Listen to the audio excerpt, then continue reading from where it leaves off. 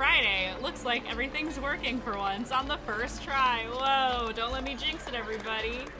Hello. Unfortunately, we are down a barbarian this evening. Kelly was feeling a little bit under the weather, so we have four. I had to count that for a second. We have 4 players today. Zerathon, thank you for the resub. 10 months. That's more than a Twitch baby. It's more than a Twitch baby. We have to name our Twitch baby Zerathon. I Zerathon, guess we thank call you it for the Zerathon. Zerathon Jr. Minecraft Overlord child. You know what? It's fine. Everything's fine.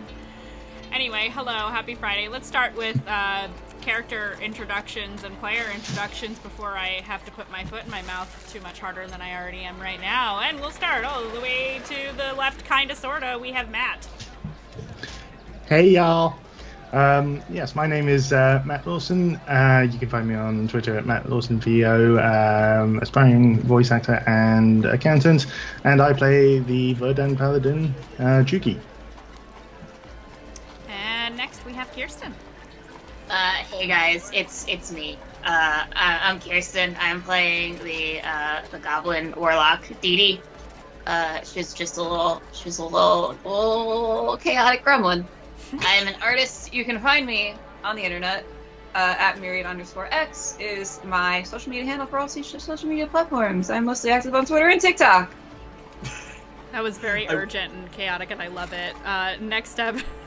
I want to hear Kirsten do like all of her plugging for our art in Dee Dee's voice from now on. Hey guys, I draw stuff real good. I draw stuff super good. Sometimes, not all the time, just sometimes. You can find me on at myriad_x, mostly on Twitter and TikTok. And go check my stuff out. Please.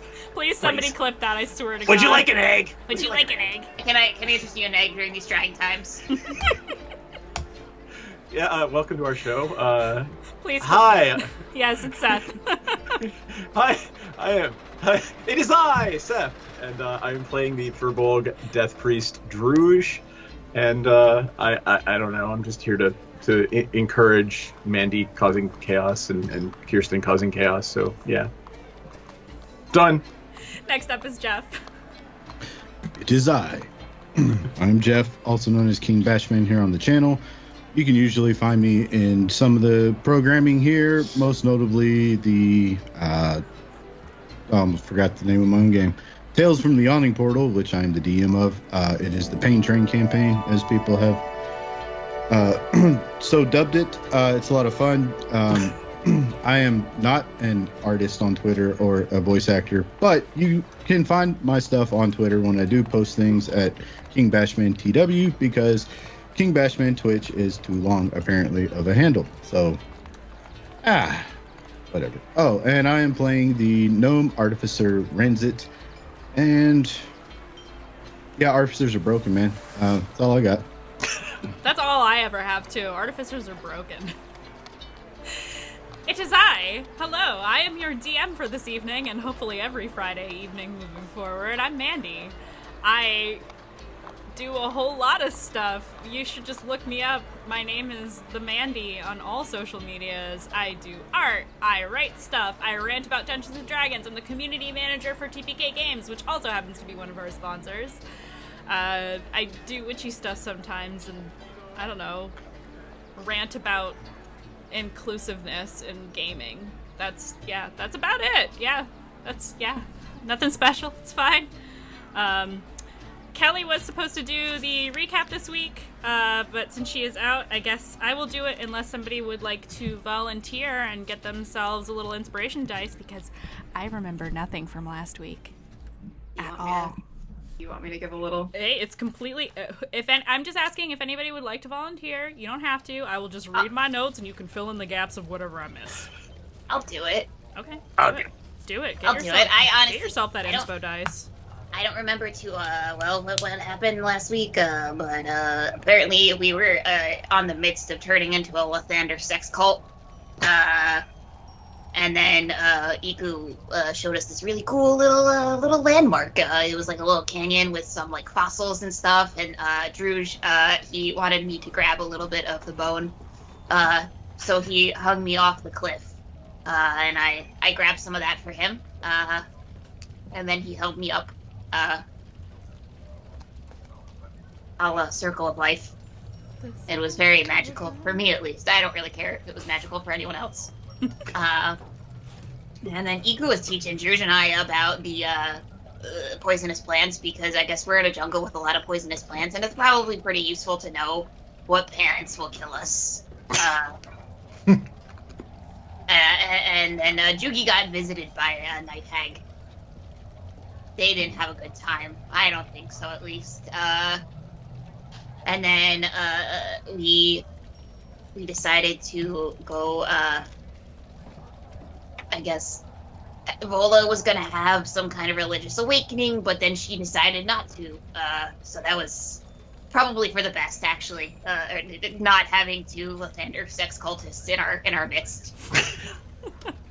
Now, hang on there, DB. I don't know about sex cultists, that's for sure. I know what you guys are about. You don't try to hide it from me. Just because Lathander has a girlfriend. What's a sex cult? Dude, it's too early in the session to discuss this. And then I found a butter dragon. Well, it found me. Butter I dragon. named it Sneezy. He's cool. Gender is undetermined. Unconfirmed. Maybe they're a they. I'm binary. And yeah, that was basically the last session. Vola almost had a religious awakening, decided that friendship was magic instead. It is. It is. Which was very valid and probably the better choice. But she has borrowed my prayer book, so there is always the chance, you know. Let's hope nothing comes from that. And that was what you missed last session. Perfect. Actually, that matches all of my notes pretty fucking well. Yes. You know what? Because you all kind of sort of. I'm gonna include Jeff in this too, even though he didn't say anything. He's doing the facepalm thing. Inspiration dice for everybody. Yay. You get an inspo, and you get an inspo. I'm fucking Oprah today. All right, let's go. You get an Installation inspo, for and you get an everyone. inspo, and we got 1,500 biddies from Zerathon. How would you guys like to split that up? It was for the Danny DeVito reference, so yay, Kirsten, always with the Danny DeVito references. You keep us, my catchline. You keep us well fed. You know what I'm saying? I just really appreciate it. Yes, they're full of protein. I just want to insert a goblin into the storyline just so that I can talk like you as the DM. Yeah. So 500 is a normal potion, right? I believe so, yeah. Can we can just do pretend that it is. Okay, can we do a potion to everyone, including Vola, since she's not here? Okay. Is that just basic one? Yeah, just a normal potion of healing. Yeah. Cool. You know, I accidentally wrote Pot of Healing, and I'm not mad about it. Potion Pot of of Healing to everyone. Hey man, we are in the jungle, man. There's all kinds of leaves and herbs in the jungle, man. Gotta Need some herbs. get some herbs. Some herbage. You know, it's kind of humid, a little smoky out here. That's one. Well, it's sure one way to meet with Lathander. Yeah, man, that Lathander. And man, I tell you what, man, You these gotta get high incense enough are to hit amazing, Nautilus, man. baby. Hey, Jugi, you're not really helping the sex cult thing. What? What's a sex cult? What's I'll tell you when you're older, Druj. What's a sex? Never mind too early in the session. It's too early in the whole damn campaign. Anybody That's got the more of end this religious incense, man? Your actual end goal of this game is to find who's responsible for the death curse and then have them join your sex cult. Spoiler alert. Because we need undead in our sex cult. Yes. Yeah. What I is mean, it? why What's not? a sex cult without some necrophilia? Honestly. There are sex cults without necrophilia? I'm disturbed. Alright. Let's get started before we get too sidetracked here, which, I mean, I'm all about it, to be completely I encourage Disturbed. I encourage the sex cult jokes here and forever. Okay, so on that note, I believe you one thing that was left out was that you had met a wandering hunter in the woods. Druge returned the tiger mask to this individual. I believe his name was Eki. Eki, and he was a hunter, and you returned the tiger mask to him, which he said was an artifact of his tribe. You don't know what tribe that is, but he drew it down. He drew a sigil. He handed you a medallion, a wooden medallion that has the same tiger face shape carved into it as what the mask was carved into, and said that if you run into anyone from his tribe, and you would know them by that tiger kind of symbol, if they give you any trouble, to show them this and to say who gave it to you. Cool. Because they all hunt in the jungles here. Excellent. And that was it. Yes, Sneezy the butter dragon is a thing now. I'm corroborating that. Hooray for random tables, I guess. So,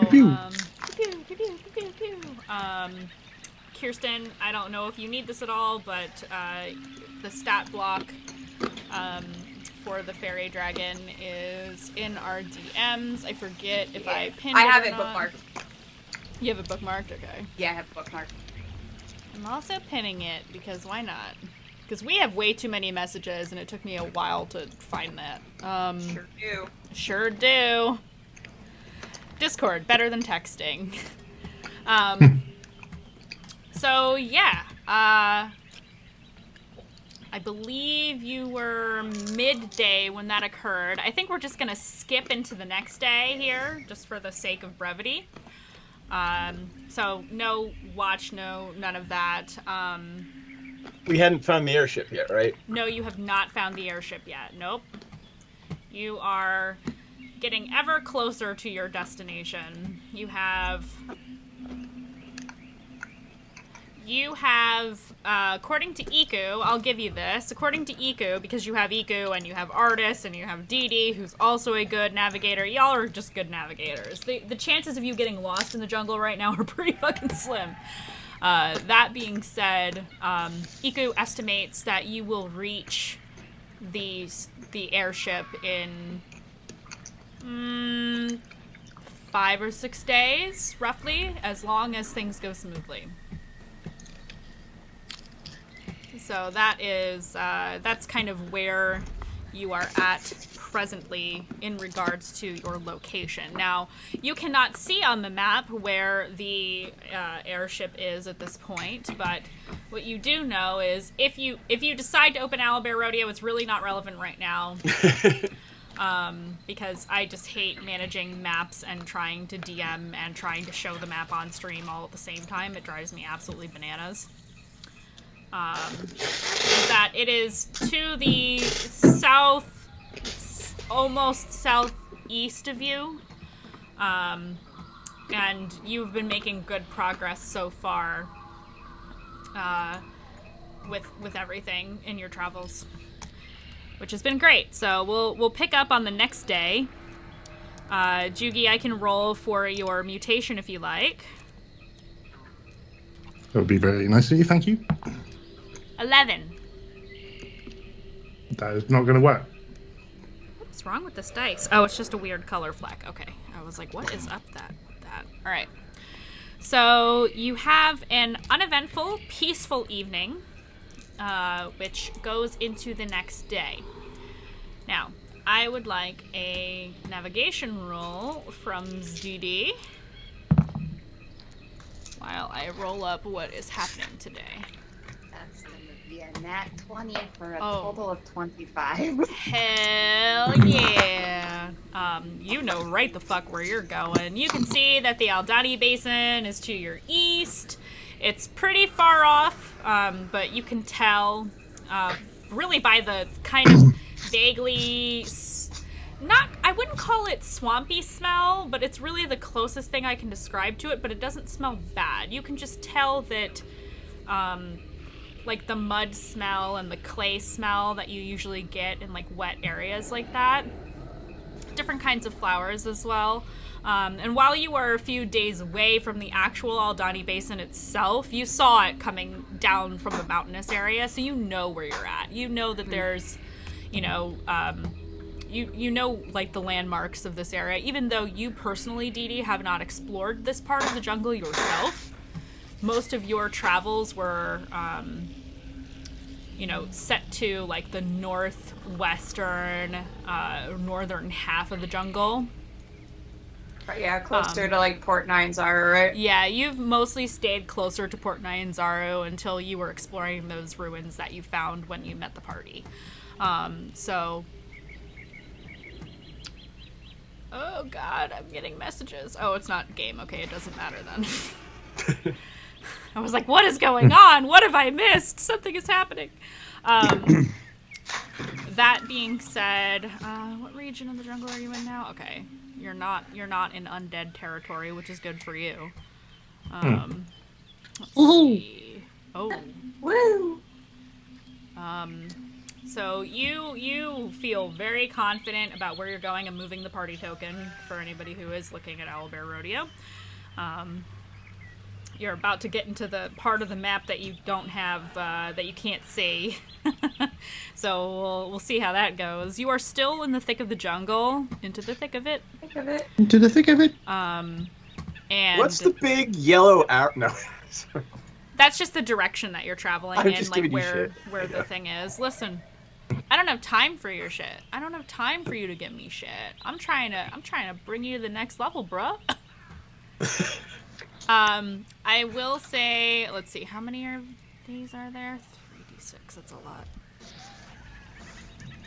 I don't like that. Okay, that's not too bad. You're traveling, and we'll say it's getting, you travel through most of the day and you don't see much more than the occasional wandering dinosaur or vultures or something like that, but ahead of you start to see signs of like birds circling and, you know, telltale signs that there is something to be hunted or something to be scavenged, perhaps. And you don't reach near where you start seeing that until it starts to get a little bit later in the day.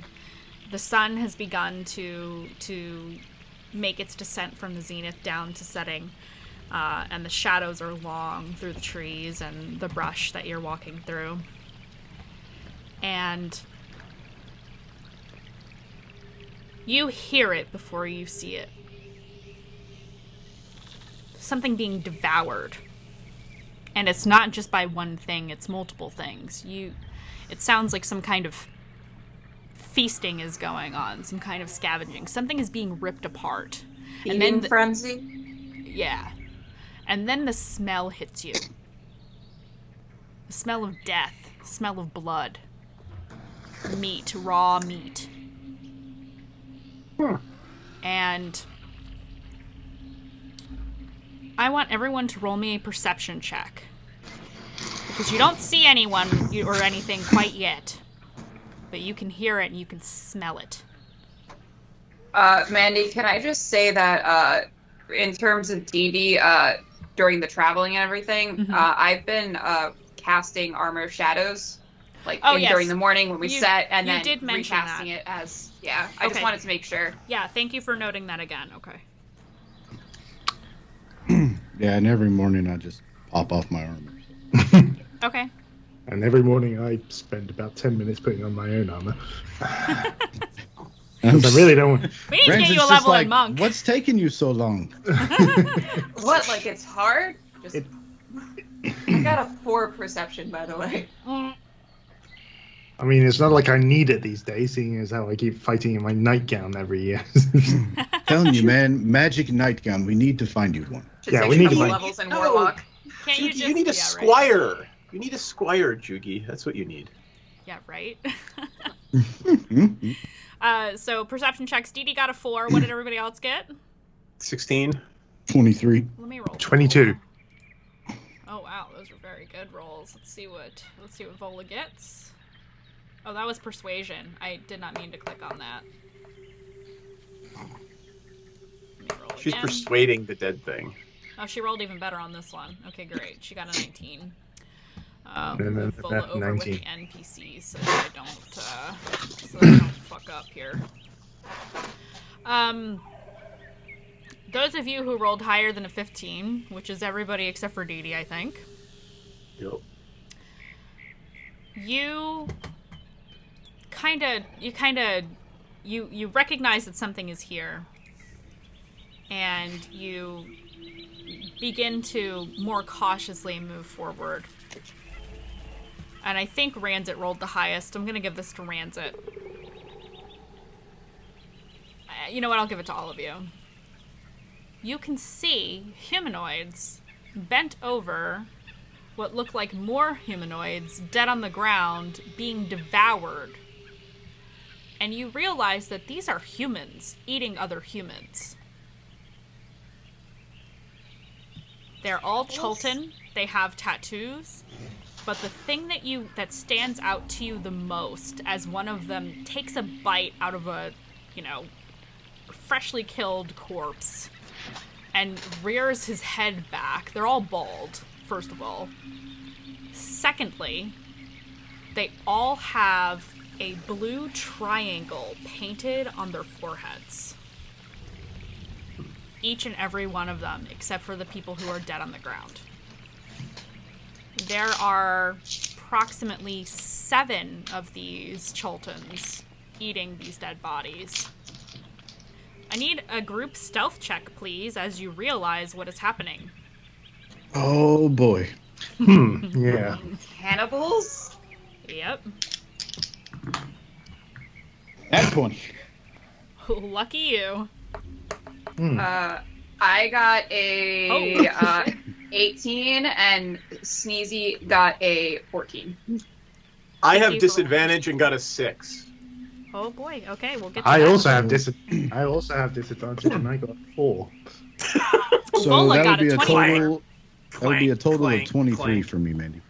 23 for you? Okay. Yes, ma'am. Vola got a 24. Vola is so fucking sneaky, none of y'all even know where the fuck she is right now. I'm You lost glad the I no barbarian. longer have You lost the disadvantage, barbarian. so- Things are about to get real. Yeah. She's friends with Lathander. Well, She's praying to, I'm going to beat you in the face, is what she's praying to right now. I will say, Druge, I know you like to be more towards the front of the party. Sure.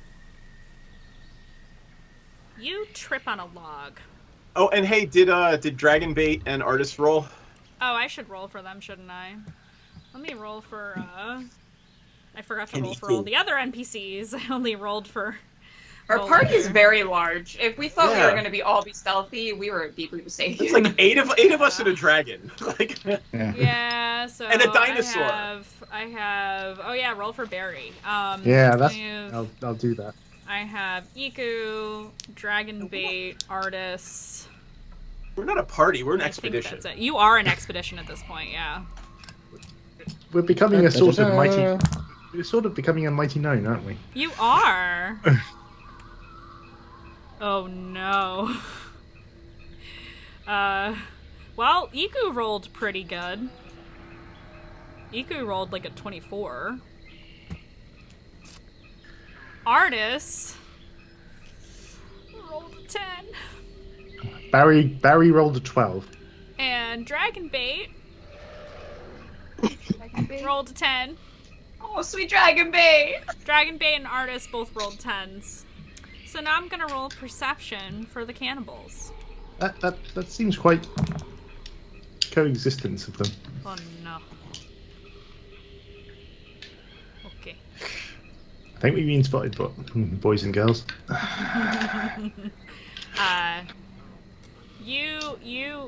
The one that reared his head back where you could see the triangle on his forehead, for those of you who were able to perceive that, stands up immediately and points in the party's direction and begins, rapidly saying something in a language you do not understand.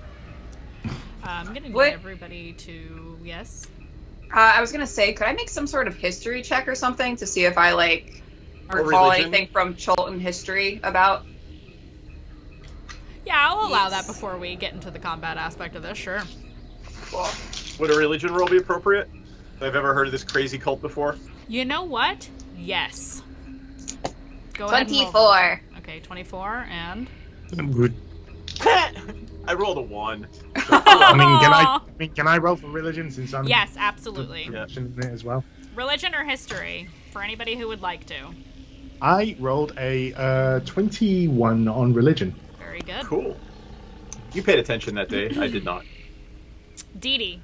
We'll start with Dee Dee first, and then we'll move on to the religion aspect. Dee Dee, you understand from your travels and from your research that there are some tribes of cannibals in the jungle. However, you are not aware of necessarily what has started this. It's a little bit fuzzy for you, why they do what they do, and the reasons of that, for that. I will say that they don't just eat other people; they also eat zombies. And that's not good for the brain. That's not very hygienic. So yeah, they. That's not very appetizing, I would say. Yeah. So the blue triangle, though, stands out to you. You see that as being the symbol of Rosnisi. That's who you're searching for right now. Yep.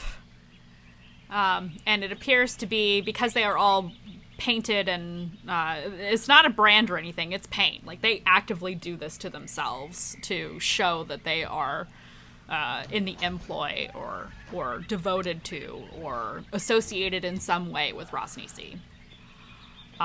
So that I will give you. Jugi, on the other hand, you believe that in your travels in Port Nyanzaru, you remember hearing a little bit of a conversation, probably, just in the streets, of... when I was, parkouring off the various buildings. Probably while you were parkouring over the rooftops of Port Nyanzaru. Is that you've heard that there have been old and wicked cults that are aimless now, that formerly worshipped Dendar, the Night Serpent. Now, you remember hearing that was a formerly. So these individuals perhaps no longer worship that god for reasons unknown. So...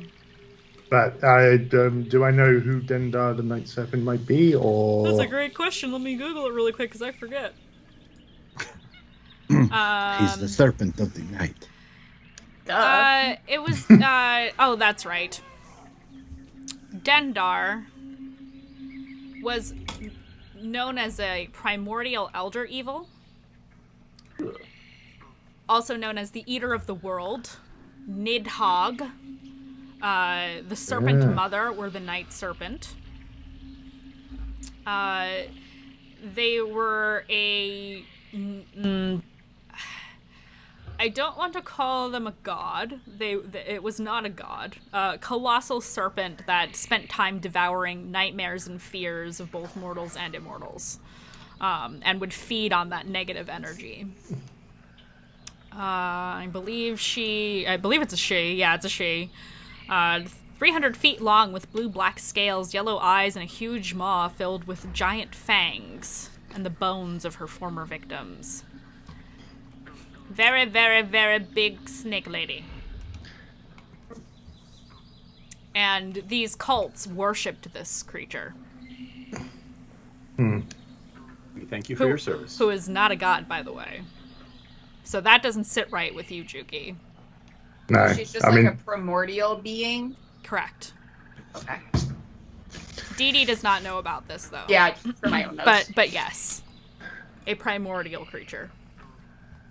Or primordial in nature. That all being said, they have definitely spotted you, because one of them rolled a nat 20. On their I don't care that they spotted me. They are evil, and they must be vanquished. Yes, they are definitely evil, and so yeah, they see you, they start chittering in another language and yelling in another language, and I need everybody to roll initiative, pretty please. While I swap to the battle music. Why I decided to make them separate fucking playlists, I couldn't tell you. There we go. Alright, let me roll for all the NPCs. Jesus. So many.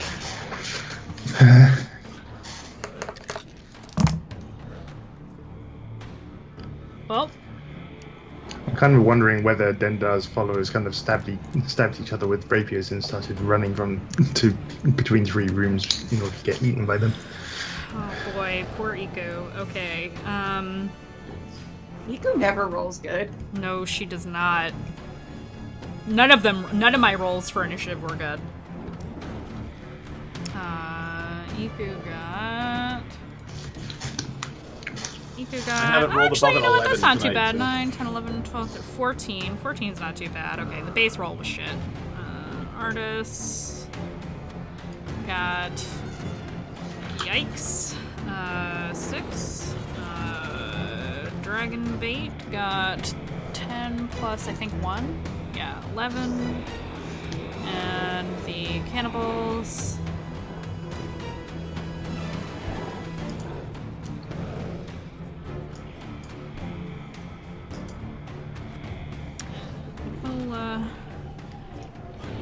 Okay, 20 plus.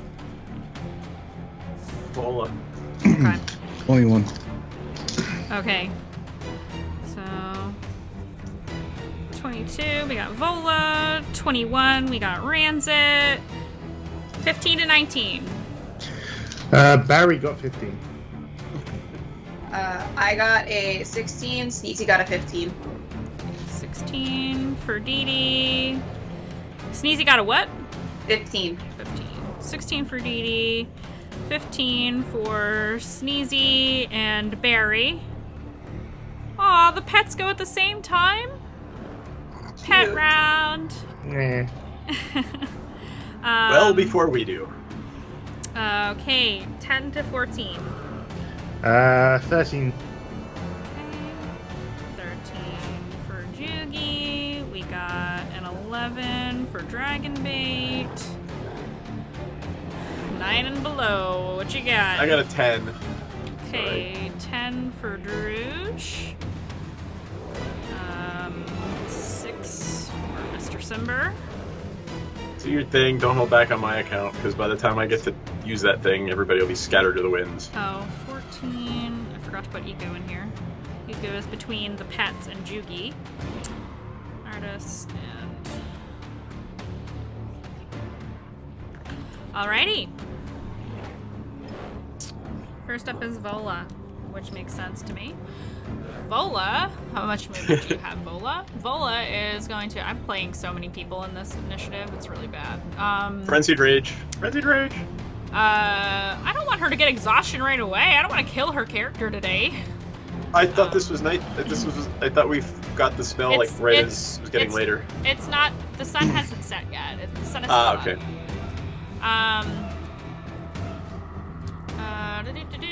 She is going to. She is. I imagine she would be disgusted by this. She's gonna run forward and try to beat the shit out of one of these guys. So she's gonna. Hey Senzin. She's gonna rage. Hey, Senzin. She's gonna rage. She's gonna run up to this guy. What are their ACs? Oh, that's not too high. Okay. She's gonna use her great axe. Definitely hits. She says, "For Lavender." No, just kidding. Okay, she cleaves him in half. Well, they're not Yeah. that tough, so I guess they'll take 2. Yeah. Leave some for us, Bola. Well, there's 7 of them, so she kills one. She did her full movement, so she's just gonna pivot and try to hit the next one. That does not hit. So she misses on her second attack. Now it is on Ranzit with Dee Dee on deck. How far away are the cannibals? Approximately 40 feet. Perfect. I will move up my full movement, my full 30 feet. Okay. And as I'm running, I'm pulling the dirk out. I look at it. Yeah. And then I get to the end of my movement, and I kind of angle myself where a 15-foot cone won't hit Bola, but hit the other people. Okay. And then I'll just kind of like hold it in front of me, fucking Thundercat style, as a dazzling array of flashing and colored light springs from the sword. Woohoo! You're finally using it. I forgot to give you your spell list. I'm so sorry. That's okay. I knew it had color spray, so. Yeah. The sword has spells? That's awesome. Yeah, the sword levels too. My custom items are pretty dope. I just gotta figure out how to put them properly in D&D Beyond. I can help you with that because it took me a while to figure out one of the things I get Senzen. Let's do that one of these days if you don't mind. Nope, it's not. It's just complicated. It's not hard. It's just And one more. Man. 49. I'm sorry, what? It affects 49 hit points of creatures. Oh, God. Starting with the lowest, going up. Oh my God, I forget how color spray works now suddenly. I'm like dumb. Hold on. Kind of similar to sleep, but they don't go to sleep. Yeah, it's illusion, right? It's man. It's an illusion, Michael. You don't like it. I'm fooling you. Hold on. Oh my God. My computer is bugging out. Hold on a second. I'm so sorry. Oh no. Can you guys still hear me? Yep. Yeah. Okay, fine. Yeah, we can hear. Having a moment. It's okay. I think it's just my internet that's being, well, not my internet, but Firefox that's being a dickhead. Alright, color spray. I'm looking at it. Starting with creatures at the lowest current hit points, a creature affected by this spell is blinded. Okay. So you blind. You said 49 hit points? It's me. If they have 12 You each, are or able to blind 3 of them. Oh, yeah. So I'll put little stars next to the ones that are blinded. And they are blinded for how long? For a round. For a round. Okay, great. So yeah, they're blinded now. That means they have disadvantage on hitting anything because they can't see, right? Yes. Okay, cool. Awesome. And, Anything else on your turn? Bonus the sword action. casts a spell, not you. So Yes.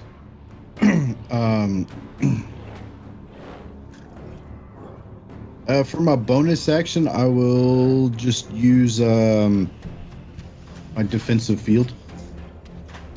Yeah. Okay.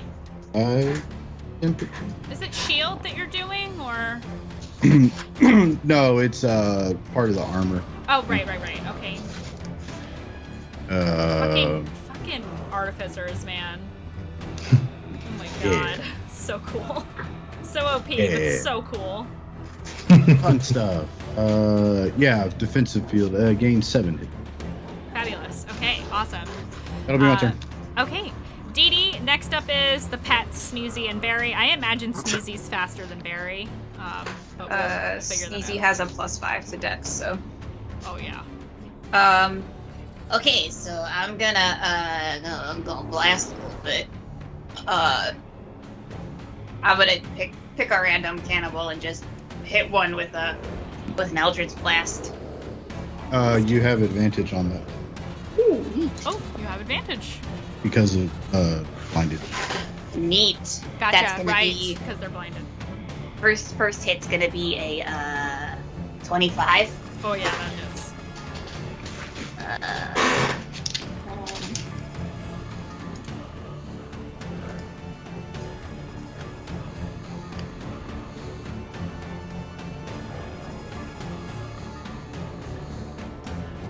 16 points of damage. Oh, yeah. You kill him.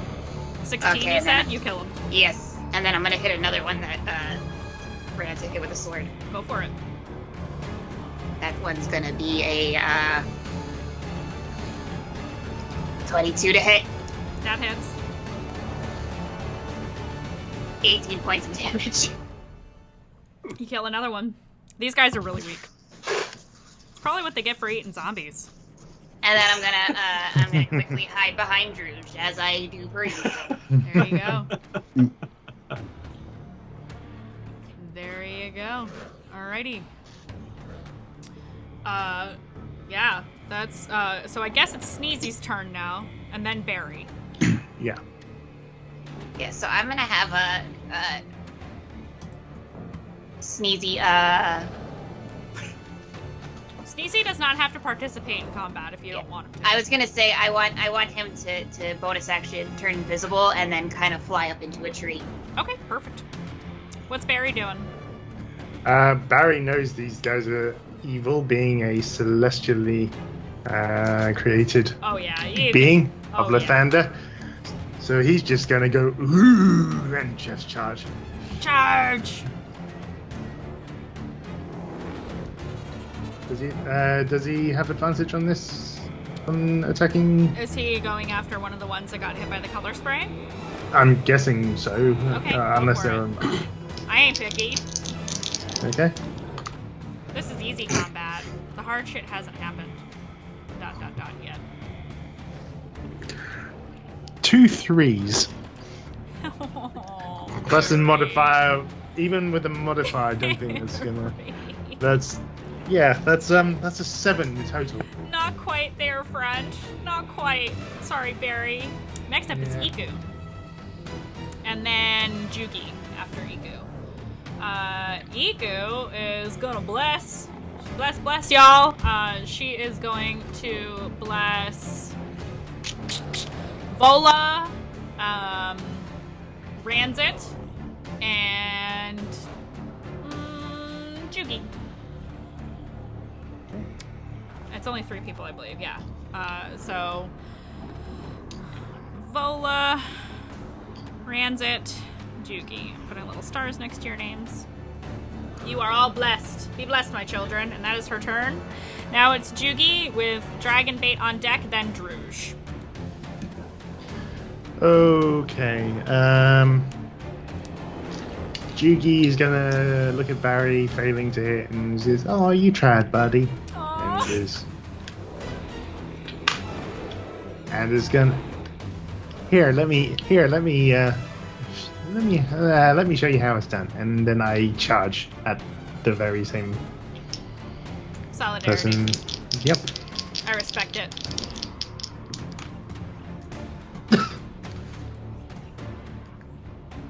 Ruh-roh. Okay. What's Well, happening? one dice was a 3, and the other dice was a 4. Oh no. Throw those That's dice good. out. It's a good thing I'm blessed. Yeah, it is a good thing that you're blessed. Okay, so that's a 4 on the D4, so that is 14. That hits, yeah. Yeah, thank God for that. Thank Lathander for that, I should say. You guys are taking the substitute. Right. And I'm going to use level 1 Divine Smite. Go for it. You love being a paladin. I love being a paladin. Smite. Most games I always pick the paladins. Right, so that is 10. So that is 10 points of slashing damage with polearm, Okay. and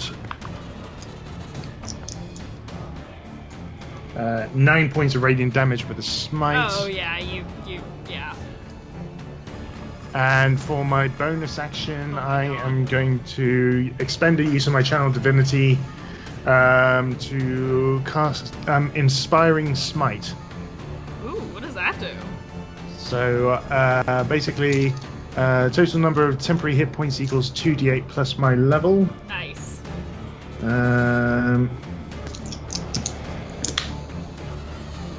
So that is 8 plus 8, so 16 hit points, which I am going to distribute. I'm going to distribute 5 to Barry, 5 to Vola, and 6 to myself. Okay. So they are temporary hit points. Extra Vola temporary gets hit 5. Vola gets 5, Barry gets 5, and I get 6. Okay. Alrighty. You absolutely annihilate this cannibal. For my second attack. Yeah, there's 3 left that are alive that you do not have advantage on. All the ones that you had the advantage on from the color spray are dead. Okay, I will. In the second attack, I will attack one of the remaining.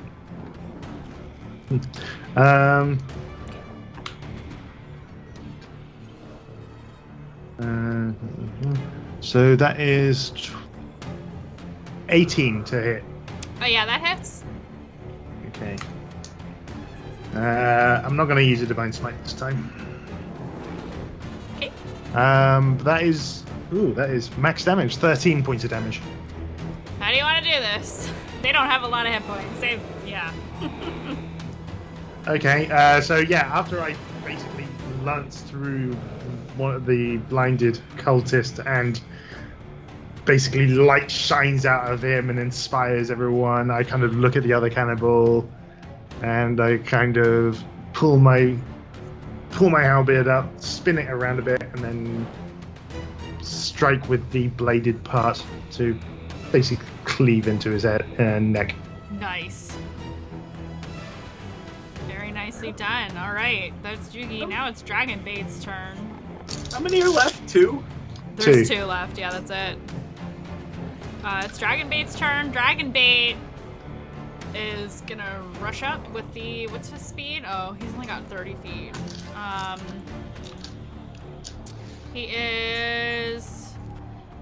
He's gonna dash to get up into the fray with what's left. Kind of like side by side with Vola to kind of hold the line. Just to kind of be, just kind of like be there, bodily there. And that's his turn because he doesn't have enough movement to actually get there and attack.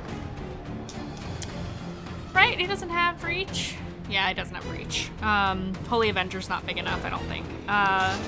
So yeah, no. Now it's Druzh's turn with Artis on deck. As much as it pains me to say this, leave one alive! And then I will cast Toll the Dead at the other one. Okay. So Druzh says leave one alive? Yep. And are either of them missing hit points? No. Okay, then it's just a 2d8 if they fail their save, otherwise no damage. And the save is versus my spell DC, which is 15. Okay. Hold on a second. Oh, and never mind, it's a wisdom saving throw. I'm trying to see if Dragonbait and Vola hear what you said. I yelled. Yep. Vola's gonna be the rough one in the middle of her rage. Vola got a 20. Okay. Dragonbait did good enough, and I think Jugi's too far to get to that point. So it's a wisdom saving throw? Wisdom saving throw, and if they fail, they take 8. For one of them or both of them? One of them. Okay, one of them. Okay. Wisdom. It's a cantrip. Right. Wisdom save. 14? Does that save? My spell DC is 15. Okay, so then they fail. Alright, 8 damage. He fails. 8 damage? Yep. Okay. Alrighty. And I will hold the line and save my reactions.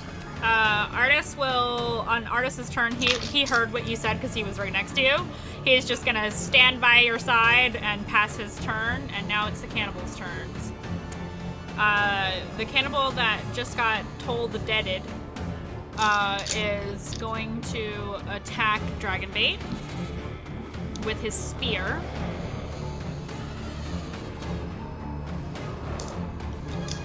Oh, he has advantage. Ooh, that's fun. I like pack tactics for humanoids. That's nice.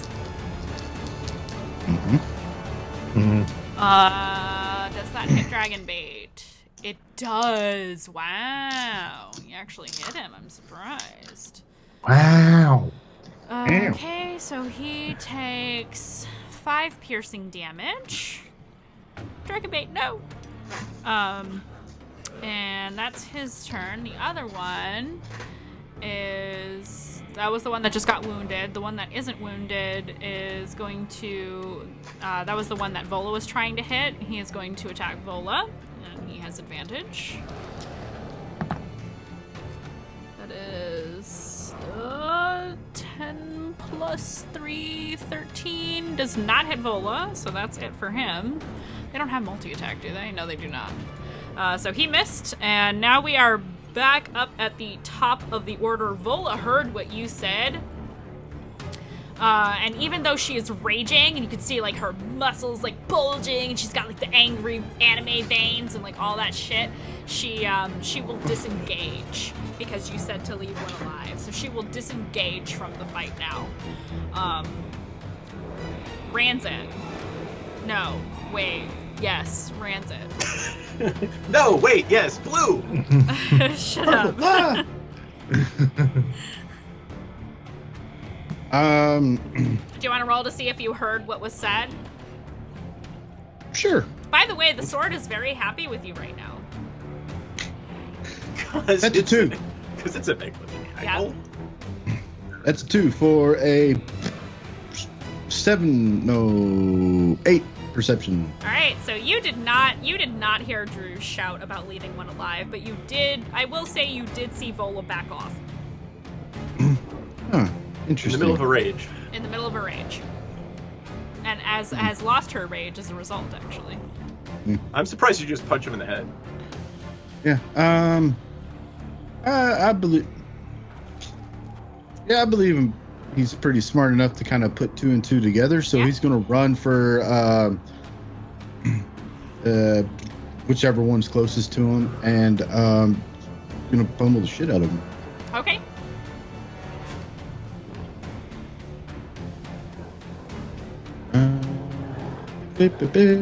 Actually, oh, there's hold on. There's 2 left, and Drew's wants one to be left alive, right? Yeah, one of them is probably pretty hurt. You don't know that one should be left alive, but you do want to hit one of them. Well, yeah, I'm saying table-wise. That's what you said, Seth. Yes. Just okay, leave cool. one alive. Cool. I'm definitely gonna murder this. I'm gonna attempt to stab him in the forehead with the dirk. Okay, stabby stab. Let's go. That's a natural 20. Fuck yes. Nice. I'm not even gonna bother rolling the damage. Yeah, you shouldn't bother. They only have 11 hit points. Like, you're gonna do that much damage at minimum. So yeah, you myrtleize this guy.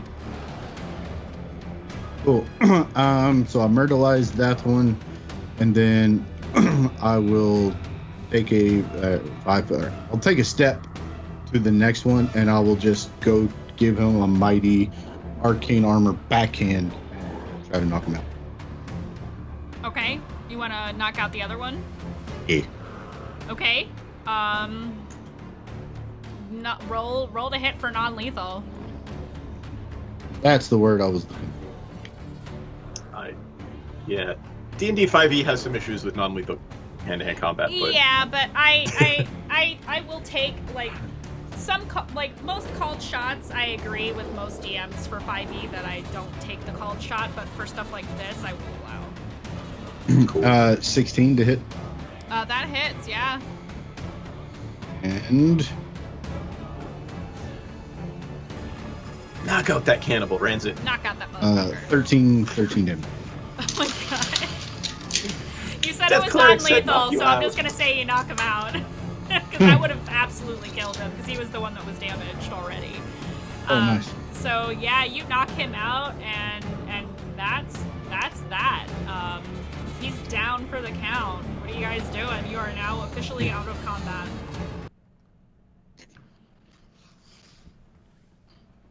Just go check out the bodies, I guess. I don't. Yeah. Dead ones, I guess. Yes. Jiki goes up to Druge and saying, "Why are we keeping one of these alive again?" To question him about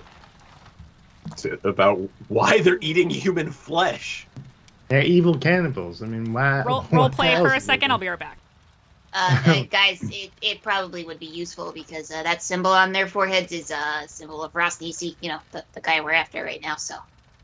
It is. Oh, wonderful. And to answer your question, Druge, I imagine they're probably eating the other people because they're cannibals.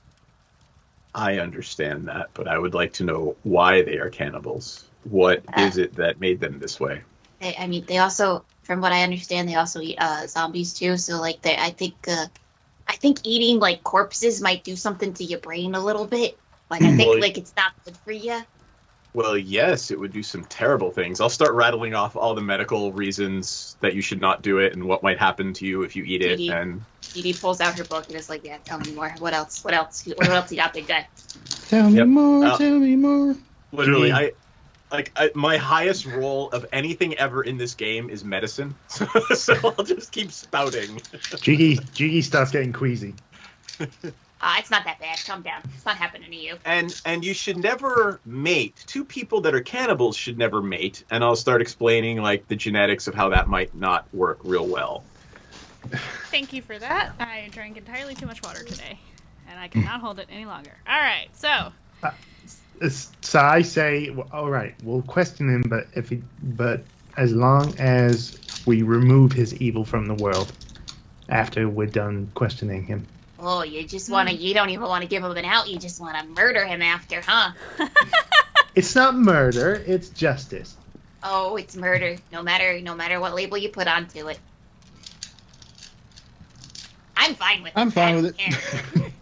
Yeah. Well, if you're fine with it, I'm fine with it. So look, come on, let's start pilfering around the bodies.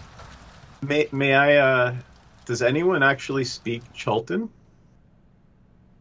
Iku. I will look over at Iku.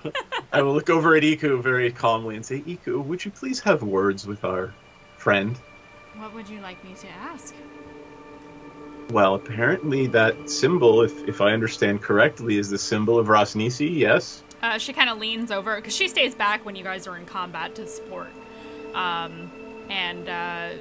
She leans over and she looks at this knocked out cannibal and looks at the other ones and she says, "Yes, this is absolutely the symbol of Rosnisi."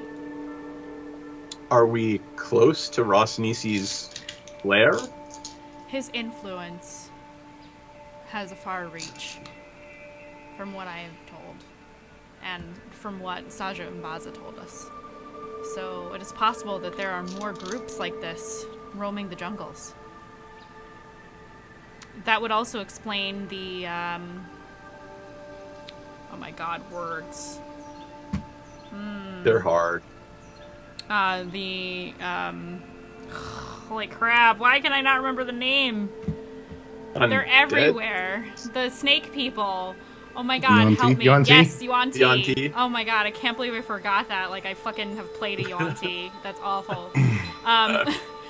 Words are hard, everybody. Happy Friday. Yeah. She explains that she says that would probably explain like the droves of Yuan-ti that you all have been seeing during your time in the jungle, you know, as far north as just outside of Chult. You know, only a day or two outside of Chult. You know, that would explain why, you know, that you guys keep seeing organized groups of the Yuan-ti that don't necessarily come and interact with you all. They're out and about, scouting, perhaps. I am not good at interrogation. I usually either speak to things or kill them. So can you speak with our friend here? She kind of kind of looks at everybody in the party and says, I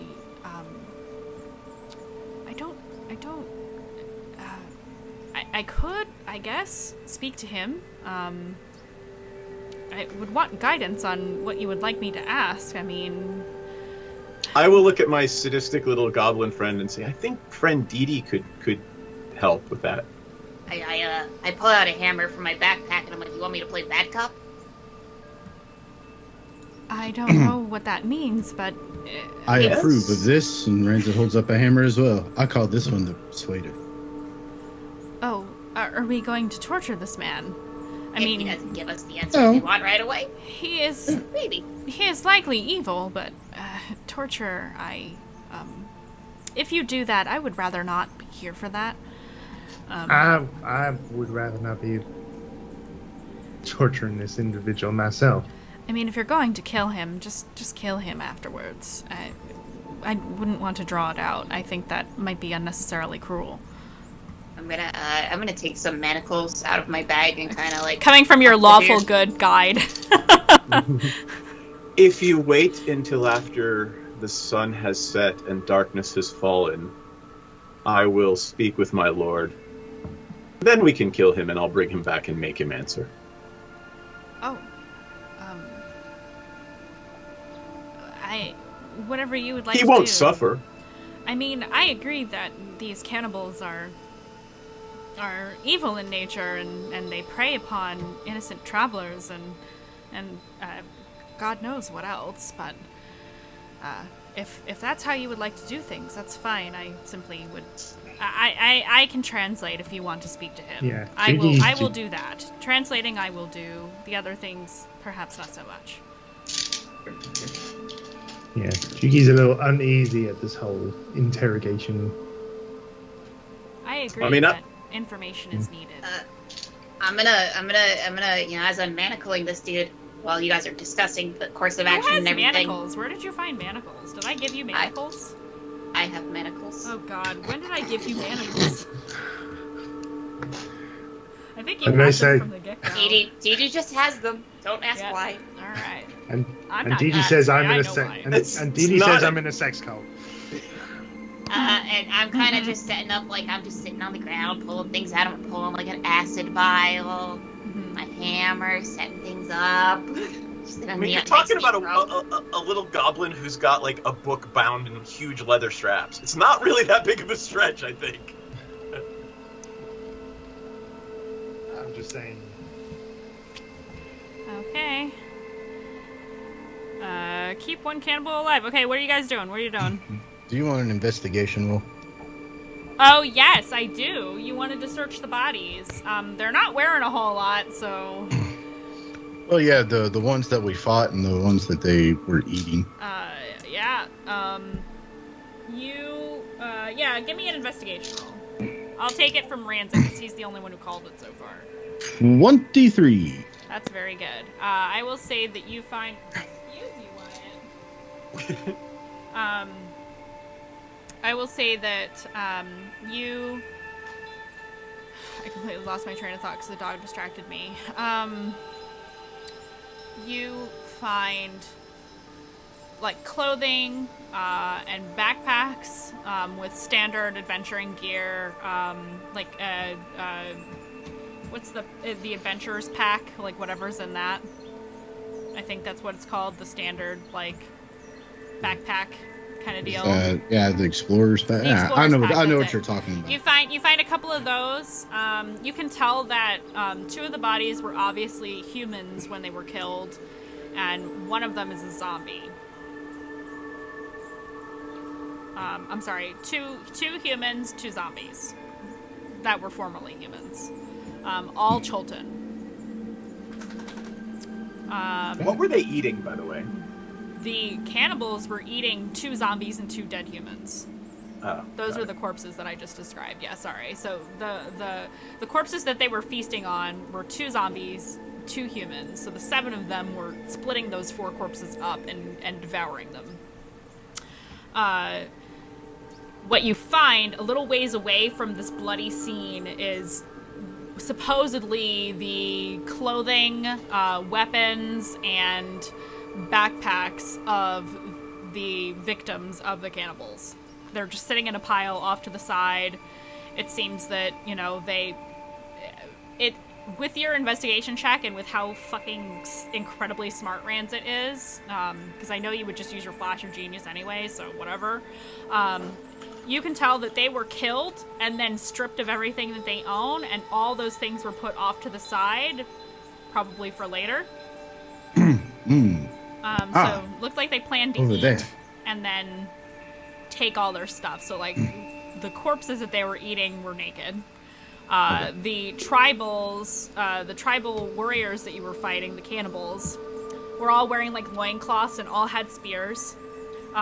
Various necklaces that you can see now have like human finger bones and human teeth and beads and things of that nature. They all have tattoos. Some of them have beads in their hair. Oh no, they're all bald. These ones are bald. I forgot. It says that pretty specifically. They're all bald. Their heads have been shaved. They've got the triangle painted on their foreheads. But other than the spears, they carry nothing of value at all. That's it. So just some explorers packs. Yeah, like you find two explorers packs and a bunch of like ragged, bloody, ripped up or burnt up clothes. Okay. Yep.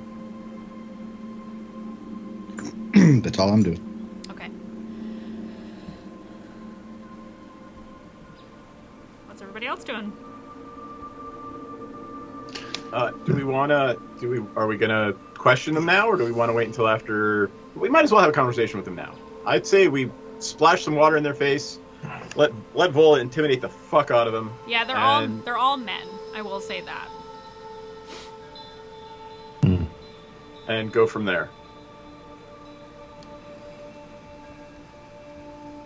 Okay. Does that sound like a plan? I don't know. Don't all jump at once. Yeah, if you need me, I'll be here, and I just hold up my hammer. So you want to splash water on him to wake him up. Yep. Okay. So here's how we're gonna do this. Since I'm playing both Vola and oh my god, words. Iku. My brain is just fucking dead today, y'all. I'm so sorry. I can channel Kelly for a minute. No. I'm just gonna. What I was gonna say is, since I'm playing both, I'm just gonna have Vola standing menacingly over Iku, who is significantly shorter, and have her speak to him while Vola is looming over them both. I'm going to aid Vola and make her even more menacing. How are you aiding Vola? Please elaborate. Well, mechanically, I'm casting, guidance on her, and in game, I'm gonna stand right next to her and grin at him with my rictus grin, just to help her. Vola is a D. Aid is a guidance is a D4, right? Yep, yes. D4 on whatever.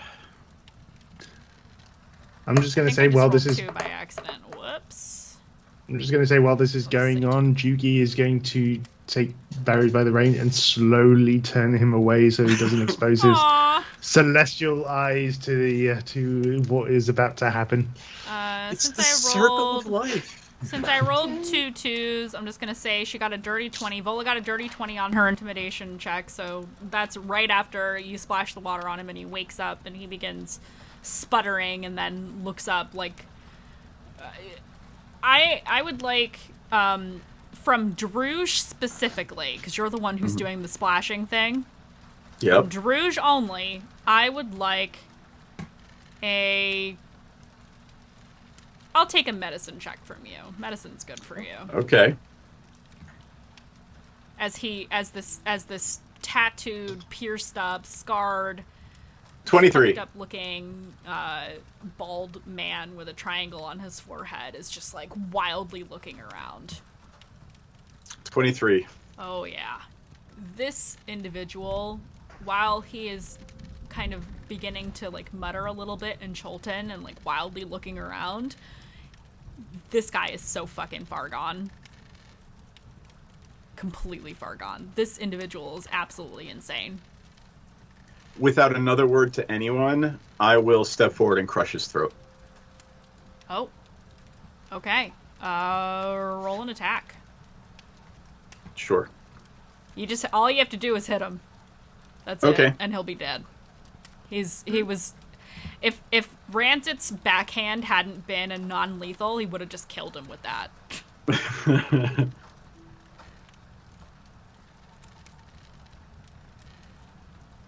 14. That hits. Iku manages to like back off a little bit just in time as you step forward silently and just like grab his throat and crush it. And Iku just kind of looks at you like. I will look around, turn around at everyone, and say, "That was a mercy." Dee Dee kind of looks disappointed and starts to tuck away her tools, takes the manacles off of him.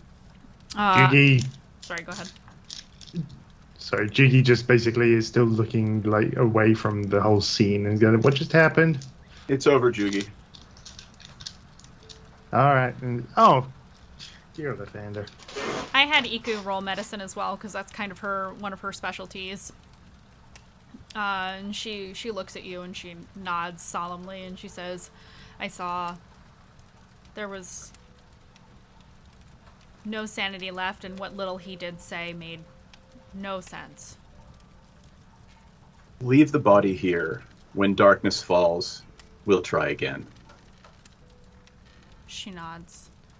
And she says, "Hopefully the death curse doesn't prevent this. We'll find out." This. Yeah. She kind of steps back and says, "Well, I agree that it was a mercy. And at least he didn't suffer. Well, I will prepare the body for ritualistically what I'm about to do to it later." Yeah, so she'll kind of step off, and Vola will also kind of stand by in case you need her help with anything. Artist and Dragon Bait are just like shaking their heads, and they're like, Artist says, "This is not the first time that I've seen a group like this, but usually if they are busy," and he motions to the corpses on the ground that they were eating from, he says, if they're busy, they usually don't care enough to stop eating. You can just go by them peacefully most of the time. Understood. Dragon Bait looks uncomfortable. Yeah. How long until darkness? Probably a few hours at this point. A couple hours. Yeah, Jiggy's not really sure about staying here in this decay-ridden place. Certainly, staying the night here would not be ideal. Not only in terms of hygiene, but also in terms of actually being able to sleep with the smell of decay wafting through the air. Yeah, I will say, mixed in with the scent of decay, you smell ham. Yum. Druge will turn around with his eyes glowing purple-black, and I will use Channel Divinity. Are there any undead nearby? That's a great question, Seth. Let me find out. No. We are safe here for now. Well, I mean, you say that, but... I will look at Jugi with my eyes still blazing black and purple. Do you not believe me? No, I believe you. We've just experienced too many battles where I had to fight my napkin in order for me to... The eyes will go out as I start laughing. Ah, friend Jugi. I love this party. Dragon Bait's just kind of chilling by Artis, and he's just like, ham smell. I smell the ham, and I go over to him, and I offer him a blue tulip. Aww. He told me his favorite color was blue. He did say that to you. Yes, he did. He will take the flower and smile at you as a dinosaur man can smile, I guess. Gives you a little nod. And then I'm going to get uncomfortable with showing any sort of feelings towards another living being. And I am going to go away, and I'm going to try to find Sneezy. Maybe Dee Dee and Dragonbait are going to have the romance. Is this how Verdun come to be? No, never mind. Oh, no! Oh, man. You just hear Dee Dee yelling at Jugi, "You came from my loins!" No! Oh, no. I mean, Dragonbait is green, so... No. There's a being called That Which Lingers. Maybe you should meet with him sometime. Oh, no. Awkward. I'll tell you Jugi. what lingers. That's a hentai I don't want to see. Would you care for an egg in these trying times? I cast Expeditious Retreat and start running. Alright. Moving on before I start making more jokes about porn. What was I saying? Oh, you killed the guy, you checked for undead, there's no undead. What are you guys doing? You got a couple hours till it's time to camp. You could camp early if you want. Just camp right on top of the corpses, it's fine. If it would make people feel better, we could take him with us. I'd say we should travel at least another hour or so just to get away from this. You don't know what the scent of a corpse will bring. That's true. Dinosaurs. I don't want that. No. Just give me about 15 minutes, and we'll take him with us. He'll be a good 50 pounds lighter. Okay. Are you gonna cut his head off? Certainly not. What are you gonna do? I want to watch. I'm literally gonna field dress a human. I'm gonna watch and I'm gonna take notes. Okay. Rand's like, I've already been through enough autopsy classes and biology classes. I'm just going to go scout out ahead this way. I will sing a happy little song in Abyssal while I do it. I'm gonna try to sing along, but I don't speak Abyssal, so I'm just kind of just muttering in the same sounds that you're making. Yep. Death metal whistle while you work. Yeah. Blood and guts and death and blood and guts and death. Yeah. I speak to Iku and ask, Iku, what are the chances? I mean, how do creatures become undead in these lands? Is there any chance that this being will likely become undead? Iku shrugs and says, I unfortunately don't know I don't know all of the ins and outs of why there are so many undead in the jungle. Other than that, Rasnisi was the one who raised the armies of the dead. So, I suppose it depends. Is there a possibility that this being could become undead? That this person could be undead? Because if so, I mean, I can perform a ceremony that will stop him from becoming undead for the next 7 days at least. She kind of shrugs and says, so far in my experience here in the jungle, especially since the spell plague, anything is possible here. But I don't know.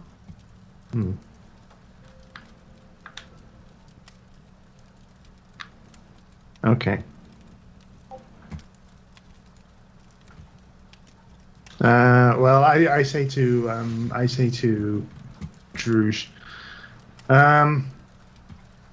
there is, I don't know, but if this guy might turn into an undead, it could be with all the things that's been going on around us, it might be we're trying to stop it from doing so. What do you think? Well, can you cut off all their heads, please? You got it. She All starts cutting off the heads. I mean, I was talking about this guy that you were going to speak to in particular, but we're doing preventative work.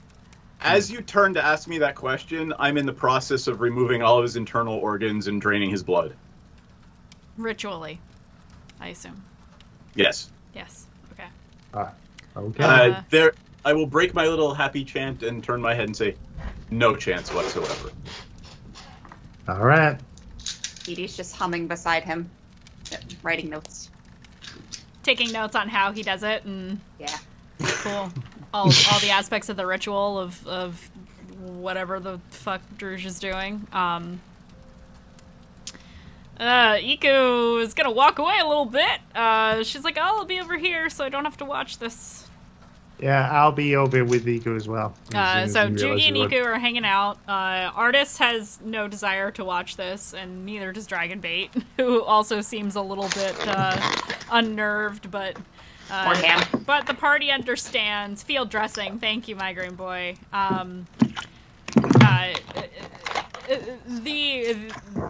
The rest of your party, the rest of your entourage, understands that Druge is a death priest, and therefore they're just kind of turning the other way out of respect for his religious practices, even if it's a little gross for them.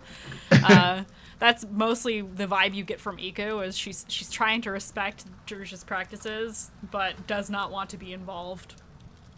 How come nobody ever makes jokes about a Jurgle sex cult? Oh man. Do you want it Because- to be a sex cult? because there's a certain thing which is probably dead as well. So Druge, if it only takes one person really to start a sex cult, like if you want to be that person. Insert joke here about being a skull fucker. Oh no, that would ruin. That Full would Metal ruin the Jacket. ritual. Here we go.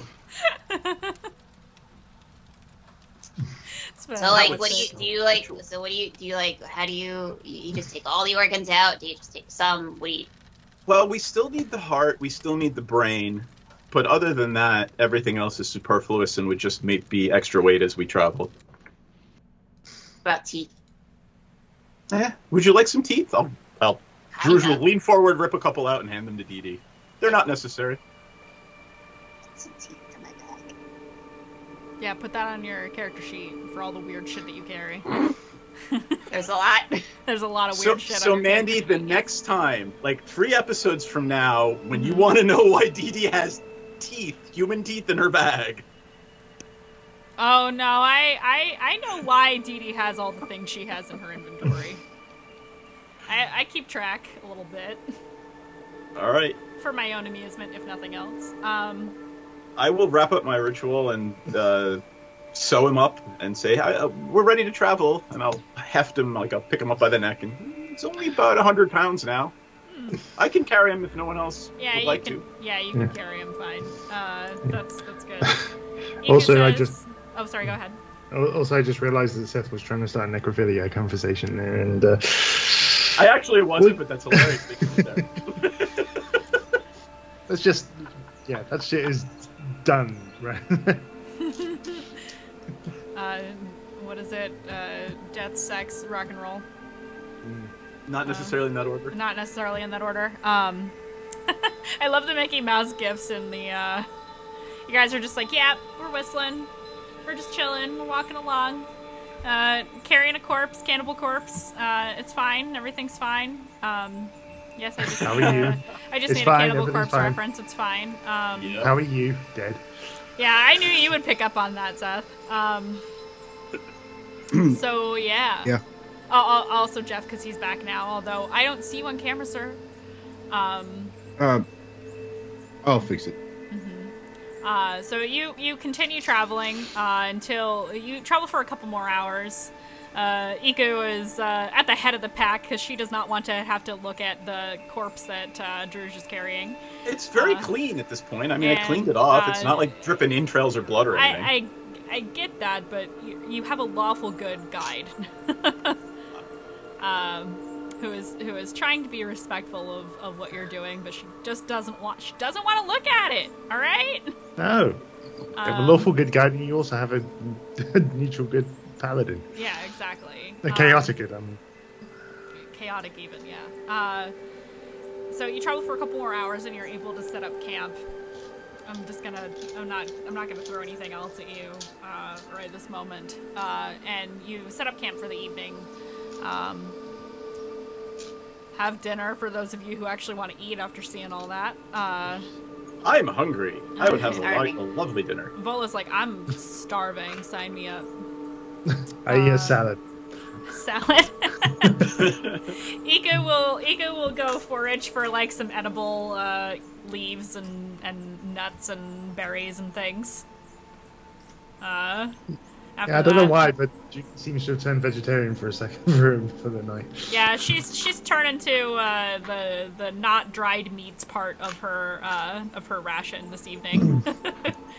Yeah, Ranzit's just nibbling on rations. Yeah. Okay. Yeah, because you guys have a shit ton of rations. Like, you got really I think I have lucky 80 now. Yeah, you have a ton. It'd be a shame if something happened to all that. Oh, I can purify it if something I did say happen looking to into it. the camera. Leave my bag of holding alone. I mean, what? No, never. Nothing would ever happen to you or your bag of holding. Right.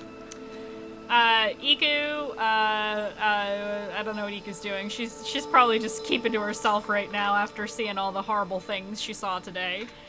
Can I just say, I think Druge would love to have a bag of colding because then he can store all the bodies in it. Oh my god. And bring them all back to his temple at the end of the campaign? Oh my god. Ranzit opens up his armor, puts the bag inside, and closes it. No bodies in here, none. So yeah, Druge, do you wanna contact Jurgle? Is that what we're going with this? Because I am so ready. Absolutely. I mean, I'm going to try to cast the spell first, and then however it works, even if it works, I'm going to have a conversation because I'm sure I'm going to learn some shit I don't want to know, or we all want to know. Okay. All right. So we've got the Speak with Dead shenanigans going here. Let me pull up the spell. I think you get 3 questions. I dumped it in Discord. 5 questions. Oh, I love Yep. that. I love that. Here, I'll read it while you're reading it, so you can... Sure. You grant the semblance of life and intelligence to the corpse of your choice within range, allowing it to answer the questions you pose. The corpse must still have a mouth, and it can't be undead. Spell fells the corpse as the target of this spell within the last 10 days, which I hope it hasn't been. Until the spell ends, you can ask questions to the corpse up to 5 questions. The corpse knows only what it knew in life, including the language it knew, so we're going to need Iku. Answers are usually brief, cryptic, or repetitive, and the corpse is under no compulsion to offer a truthful answer if you are hostile to it, so it could just lie to me. Mm-hmm. The spell doesn't return the creature's soul to its body, only its animating spirit. So that's the key that I'm hoping will allow it with the death curse. Okay. I tried to look it up, and I only found one source that said this, but I'm gonna go with it, that says that the death curse does not affect Speak with Dead. Huh. Alrighty then. Which is weird to me, considering how Speak with Dead is supposed to work, but I'm just gonna go with it, because why make things even more difficult for you than they already are or are about to be? So I think it's that last sentence. It doesn't bring its soul back, just its animating spirit, whatever the hell that means. Yeah, so there's that's a whole other level as well. So we'll just stick with it for now, and I will allow this. So walk me through what your Speak with Dead ritual will looks like. I feel like this is something that's a process for Druge. Absolutely. I will lay the body out. Iku will need to be nearby, and I will apologize to her in advance for how this will play out. And I will attempt to summon this individual's ego back. Not everything that made him what he was, but a piece of him, a part of him. Okay. He may not want to answer my questions. And of course, I will need you to translate, but we can make things very, very difficult for him if he does not comply. I will begin chanting in Abyssal. Okay. And black fire will light up around him. Doesn't burn him, it's just there. And the spell is cast. Is there a result? There is. I'm going to say you're going to interface with Jurgle while you're performing the ritual, because it takes like 10 minutes, right? Well, I mean, it's one action actually. But it lasts 10 minutes. Okay, yeah. Okay. Do you want to retcon it to me getting my spell at sunset, and I'll have a conversation with Jurgle first? Did you want to speak to Jurgle? Yes. Well, I was going to do it specifically after. You want to do it after? Okay, we can save that for after. That's fine. So you want to set up cast- a Zoom meeting? Yeah. I want to set up a Zoom meeting with my god of Zoom death. meeting, yes. We'll get to that in a second. That gives me more time to think. That's good. You cast the spell, and you can see almost like a breath of life, if this thing even had lungs. The chest expands ever so slightly, and you see the eyes, which have become milky, vaguely whitish blue, in the time since it has died, which is strange enough. Kind of. I would like to reach out my hand and sort of make a fist and pull him into a sitting position. Okay, so while this happens, his eyes, kind of from being rolled back into his head, kind of roll forward. And you see just these milky white orbs kind of staring at you. Mouth slightly open. And you can see that his teeth are jagged and rotten, and you can see that all over his face are scars. Like part of his ear is missing. You didn't notice this before.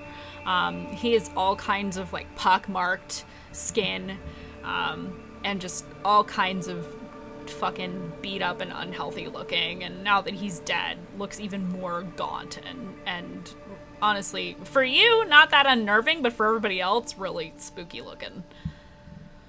And it just waits and stares directly at you. And Iku kind of looks from the corpse to you, and she says, "Ask the question and I'll translate."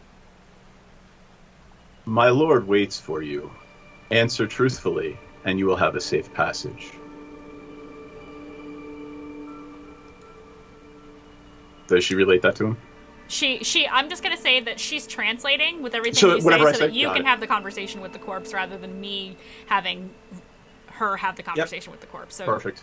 She's standing behind you and translating. How long have you served Rasnisi? I'm just gonna speak as the corpse instead of doing the whole thing. Tell me what you want to do with insight checks too, because I want to know if you he's... hate me, but you love me. Yeah. I'm sorry. I'm not sorry. I'm not sorry at all. You knew this was coming. How do you want to do insight checks to see if he's lying? For me to tell if he's lying. Well, even if you can tell that he's, I'm gonna say you can insight check him all you want, but you can't have a long enough conversation with him to get him to tell you the truth. You get 5 questions and that's it. So I would say probably no insight checks, except to know for yourself whether it feels like a lie or not, which would be extremely high DC for me. Okay. It would be a very high DC. All right. Go ahead. Then the first question is, how long have you served Rasnisi? 4 years. Where is Rasnisi? Oh,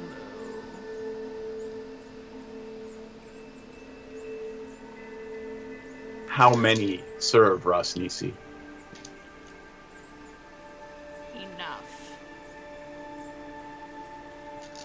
I will reach forward my hand and pull a little bit of the spell's power back and let him feel some pain, if I can.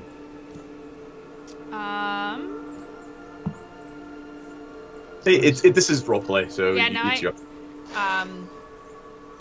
You can see that the look intensifies a little bit, but it does not really seem to be showing any emotion. I will turn back over my shoulder. 2 questions remain. Suggestions? Why is Rasnisi? Well, kind of. Like, what is his purpose? What is their purpose? The cult. I intend to ask, what is Rasnisi, and who does Rasnisi serve? Okay. Does anybody else have any objection to that? Nah, sounds good. I mean, have they already discussed what Rosnisi's goal is, or?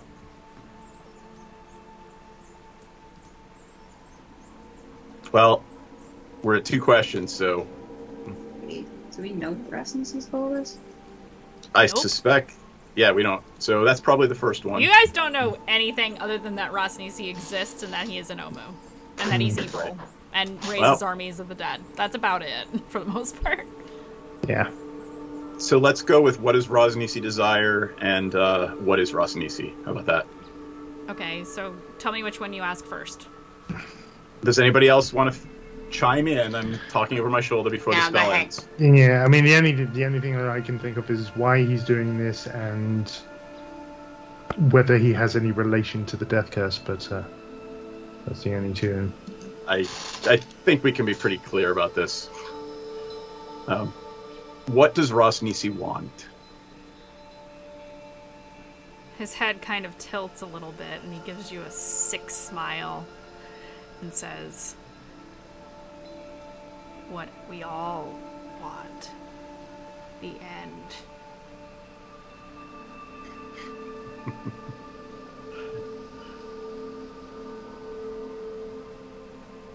What is Rosnisi? He tilts his head a little bit and seems to consider.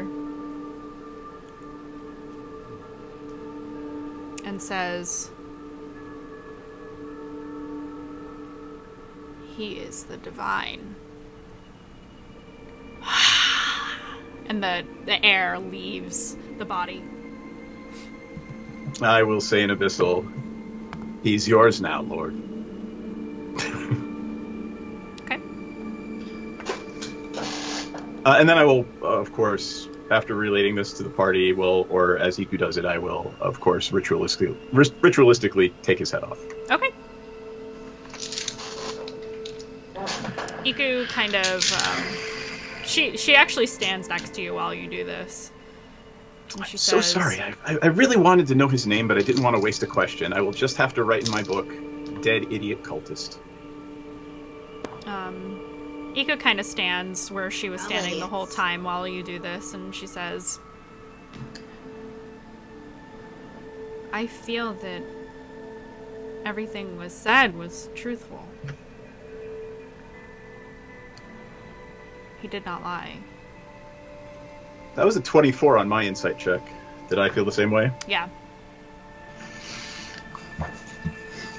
So it's an apocalypse cult. I I've mean- studied these. They Yeah, want that's to a end the pretty world. good assumption to make, honestly. I If mean, you're crazy enough, you're gonna believe whatever comes out of your mouth, Yeah. you know? so he's not going to think it's a lie. So I mean, it's obviously crazy. He's obviously a crazy nut job, but an overly zealous nut job. And I know about overly zealous nut jobs, but yeah, if this is something, I mean, this Rosnisi is definitely someone who has to be stopped. Chuki, you and I are not nut jobs. And we're not overly absolutely. zealous. Oh, absolutely not. Of course not. No. Good, I'm glad we're straight up. No, absolutely not. Excellent. Definitely not. Absolutely. Yeah, like, who 100%. would be crazy enough to, like, serve some, like, undead motherfucker or whatever? And Dee Dee kind of just wanders away. I'll shake my head in disbelief, not understand why anyone would do that. No. Weird, absolutely. it's what it is. Yeah. So Omu it is, yes, friends? Yep. That's our goal. For the time being, anyway. Why don't you take the first watch tonight, Jugi? In case anything happens, you will still be in your armor. Well, usually this happens when I'm not in watch, but all right. I'm gonna go take a nap after. Oh, actually, Mandii, do you want to do it now or in the morning, or like whenever you're ready to do the jurgle thing? So, is there anything anybody else would like to take care of before we do the jurgle thing? I like that we're calling it the jurgle thing now. I have something that I would like to ask Iku of Iku. Okay, yeah, let's do that. I want to see if she could ask Sneezy if Sneezy is able to read written language. Oh, okay. Well, that's a good question. Let me look at his. I don't know if he can. They say they're intelligent creatures, so I'm like, maybe he can read. What's his base intelligence? His base intelligence is 14. He's pretty smart, motherfucker. Smart. Iku will converse with Sneezy in Draconic, and she'll look to you and say, yes, it looks like he can read Sylvan and Draconic, but not Common. Is it, would it be possible for you to write out some words in, like, Draconic or Sylvan for me? On, like, little note cards that I have? Yeah, I could do that, sure. Okay, I'm gonna give her, like, I'm gonna make a list of, like, words that I want her to write out. God damn it, I had to give you guys the NPC guide who speaks pretty much every language. She'll help you with words. And in the meantime, I am also, like, during the night, I'm going to be crafting a little backpack for Sneezy, similar to the thing I wear on my back. Okay. For him to carry his little flashcards that I'm making him. Oh my god, I love it. I love this so much. Well, and I have Eyes of the Runekeeper, so I can read all writing. Oh, okay. Okay, Sneezy, flashcards. Is this like a baby Bjorn, but is a dragon Bjorn? No, he has his own little backpack he's gonna be wearing. Yeah, he's a fucking adult. Don't carry him around like a baby. He'll bite your face off. I want to give him a little backpack so he can carry his stuff. I just realised that Dragon Bjorn sounds a bit too close to Dragonborn, so... Oh, no! I love that. I love everything about that. Oh my gosh. Okay, so... Yeah. You make him a cute little backpack with little tiny flashcards in it. Cool. So cute. And then I'm gonna spend the rest of the night kind of like teaching him. Oh yeah. Okay. How it works. All right. Cool. Let me roll. Let me do an intelligence roll for Sneezy real quick here. See how quickly he starts picking this up. Oh wait, that's not the right dice. I'm an idiot. Yeah. That's a 14. I'm gonna say he seems to have a pretty decent grasp on it pretty quickly. Not fluent by any means, but he learns a couple of words today. Well, I'm gonna because my whole point is like I want him to be able to shift through the cards and find a card with the word so that I can read what the word says when he's trying to communicate with me. Okay. I have to figure out a way to communicate back, but we'll say the words he learns are super simple at first. So yeah, I'm gonna kind of make a list. Pick two super simple words. Yes and no. Okay, I figured that was what you were gonna pick. Okay, cool. So yeah, you have study time with Sneezy until he gets tired because he does need to sleep. And he probably makes a little nest in your hair and goes to sleep. Since you're always up anyway. Yeah. So he's sleeping in your hair. I expect art of that. That's fucking adorable. At some point. If you don't do it, I'm gonna do it, so... It's like the complete opposite relationship between Barry and myself. Barry doesn't nest in. I would like to see Barry dressed in your hair. Sorry. The hair that Iku doesn't. Hair that. Jugi barely has any hair. It only started growing after the last mutation, which was like. Picture you carrying Barry around like one of those women with the jug of water on their head. Like this is my celestial dinosaur. Oh my god. Maybe spin it around and see whether it's. Oh my gosh. Okay. All right. Does anybody want to do anything else this evening before we get to the Jurgle thing, which is what I'm calling it now? Nobody? I'm good. Okay. I just wanted to give everybody a chance so that you all have turns. Jugi? Nothing comes to the top of my head for anything that I need to do. Okay. Cool. All right, Druge. What? How are you contacting the Lord of Death? I will take off my breastplate and get ready for sleep, and I will lie down flat on my back, cross my hands over my chest, and close my eyes. Very much like I would be laid out in a tomb. Love to see it. Love to see it. All right. You enter a familiar space.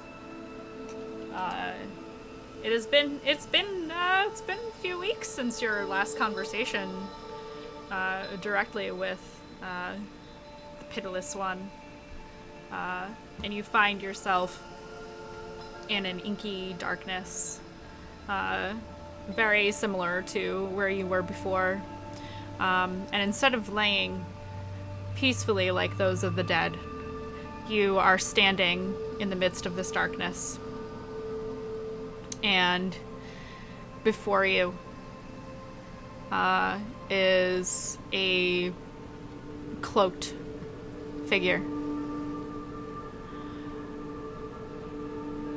who looms over you. He's massive, bigger than you remember, and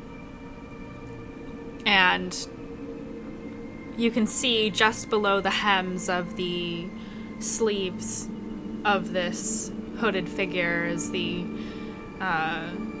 taut, tight, mummy-like gray skin, his elongated fingers and sharp, blackened nails. What is it that you seek, my child? My lord, this humble scrivener seeks to inform and to receive guidance. You have set me on this path here in the jungles of Chult. We have sent many offerings to you. I hope they were acceptable. I have recorded them all as our custom demands. I would learn of an individual named Ross Nisi, who I am to understand is a blasphemer of the highest order. Do you have any knowledge to impart to me about this defiler?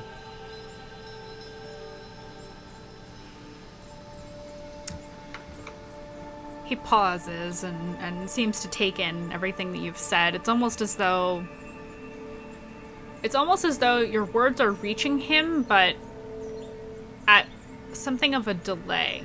And there's a long pause. And the figure, which you realize now doesn't have feet, it's just floating, says that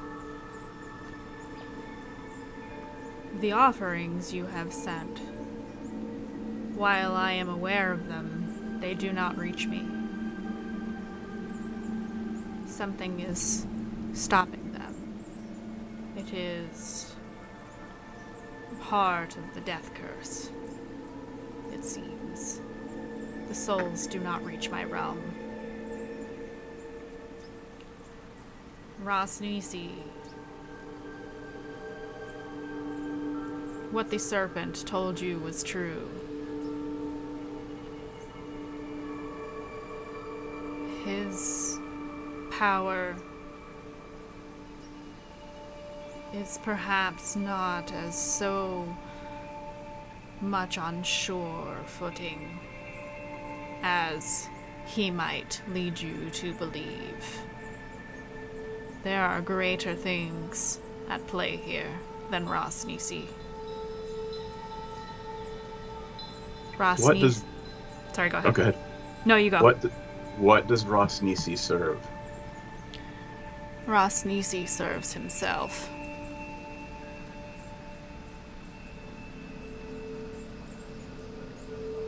What does Ross Nisi pretend to serve?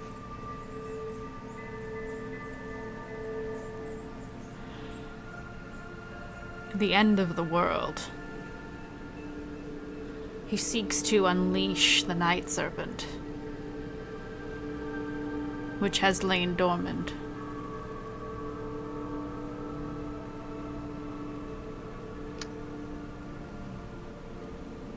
Is there anything we can do to stop this besides remove Ross Nisi? Which we will attempt to do. Perhaps if you cannot kill this warlord, perhaps you can speak with him.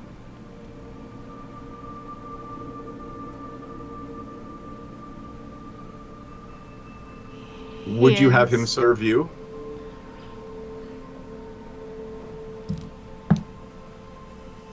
No.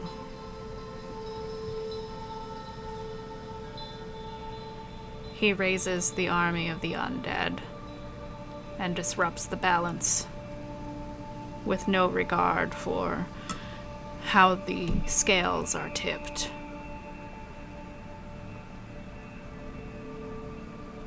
Personal power, then. Always. He is a selfish man. That is how we shall bring him low. I expect great things from you, Druge. Of course, my lord. And the vision fades.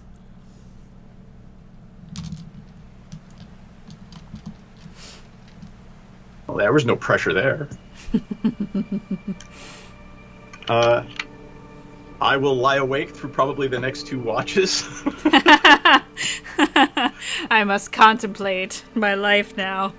Contemplate this on the tree of woe. Sorry. While this is happening, who's doing watches? Well, Jugi will do the first watch as Druge requested. Alrighty. Don't know whether it's going to be with anyone else.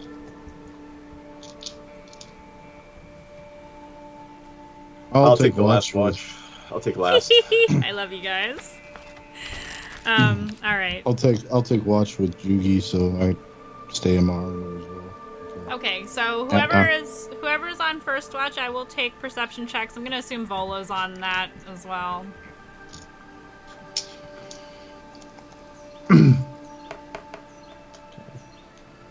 Vola got an 11. Perception, I got a 19, sorry. Okay. Dirty 20. Alrighty. Oh, jeez, I'm dropping dice. Oh no. Okay. I had a Butterfingers moment. Alright, it's fine. Okay. Can't stop it now. CEO, entrepreneur, born in 1964. Jugi. Jugi Bezos. Oh no. Come on, Jugi, you can You can do it. Pave the way, put you back into it. Jugi. Fuck their wives, drink their blood. Come on, Jugi, get him. Jugi, get him! Bracelet bender. See, I told you it was a sex cult. Says the one with the manacles. Yeah, says the one with the manacles. Sometimes exactly. you gotta tie people up, and in not a non-sexual way. What are the teeth for? Never mind. Oh, no. There are some don't worry things about you it. just don't want to know. You could have a Like whole when you're older. BDSM kit. What is we this don't for a know. 9? That is a... Is that a 6 or a 9? It's a yes. I'm gonna say that's a 6. Nope, that's a 9. That's a 9. Why not both? Okay, 9. Why not both? Okay. Nine. Why not both? 9. 96. What's 96? Oh. Could be good, could be bad. Could be good, Who bad. knows? Yeah. Pretty bad good. Oh. The end does. Could be meat, could be cake. Neat. Yeah, we're Could fucked. be cake. The dragon comes. I will say that This would have been so cool if you hadn't met Artis yet. Ugh, bummer. Alright,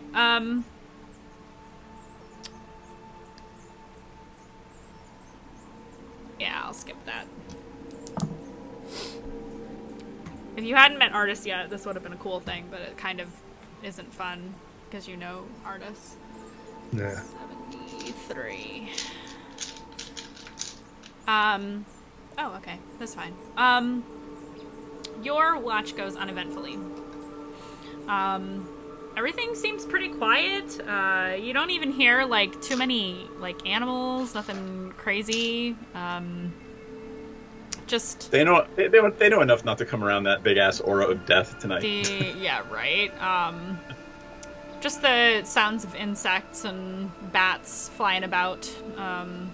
Little chittering of nighttime animals. Pretty quiet, otherwise. Nothing crazy. Two. Quiet. Who's the second watch? I can take that watch with Iku, and that's when we can have our conversation about the flashcards and stuff. Oh yeah, that's perfect. okay. Yeah, that's a perfect time to do that. So yeah, Iku will roll perception. Oh yeah, she rolled real good.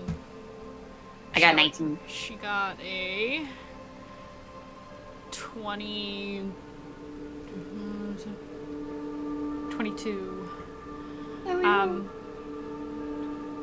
She kind of while she's writing on the flashcards for you.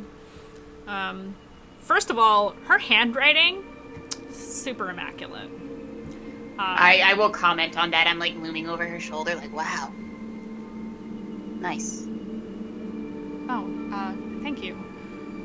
As she's writing out like the alphabet in like Draconic and Sylvan for you. I'll like flip to a page in like my journal and be like, my handwriting's not that good. I only got 4 fingers. Aww. I'm a gobbo. You are a gobbo, it's true. She kind of looks at your notes and she's like, how legible are they really? Not too legible. She kind of... It's like a doctor's handwriting almost. She's like, well, it works for you. And that's good. That's all that matters, right? Yeah, well, I really don't want anyone reading in them anyway, so, like, well, yes, you know. The sword kind of already... I don't that was Sorry. unfortunate. Sorry, we don't have to talk about that. I'm sorry. It's okay. She just goes back to, like, dutifully writing her notes, and she kind of looks out into the night, and she says, it's been kind of quiet for the most part the last couple of days, don't you think? Yeah, it's a little suspicious, huh? A little bit. Like something bad's right around the corner. Foreshadowing. She says, I hope not. I hope that the rest of our journey is smooth. You were with this group longer than I've been, and, you know, it just feels like bad things follow them, you know? Yeah, honestly, that's anywhere in the jungle. Were you lucky when you were on your own and didn't see much, or...? I mean, I'm very small, so, like, it's kind of easy for me to stay out of sight, and I, have other means to kind of go unnoticed by others, so... I suppose it's easier when you only have to worry about yourself, huh? Yeah, and now we're such a large group, it's, only gonna get harder for us to be, sneaking around the jungle if we have to. Yeah, if Artis and Dragonbait weren't such great assets to the group, I would have suggested that we stay smaller, but I think it's working out for the better that they're here. Yeah, I like Dragonbait. He's pretty cool. You know his favorite color's blue? Oh, I did not know that. Yeah. I really like blue, too. Yeah. I open my journal and make a little note while staring at her. She kind of looks at what you're writing, and she's like, are you taking notes on me? No. Oh. Just keep writing. Maintaining eye contact. Oh, okay. Insight check. She's not gonna insight check you. She's just like, all right, I'll keep writing these flashcards, you weird little goblin. She doesn't say that. That's just her internal. Her inner monologue. Her inner monologue. And your watch goes uneventfully as well. Final watch. I imagine that's Druge and Ranzit alone. Sure. or Druge and whoever. No, Ramsey, you already had a watch. Druge, I'll say it's you and Dragon Bait. Awesome. So yeah, give me your perception check. Great chance for conversation. 15.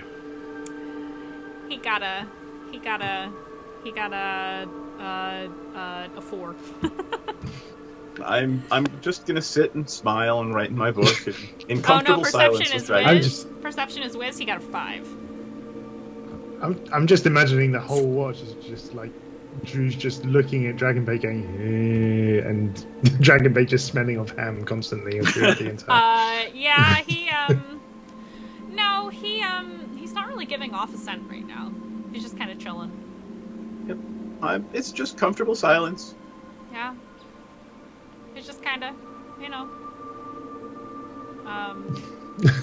yeah, he's just chilling. You don't smell anything. He's just keeping a look out.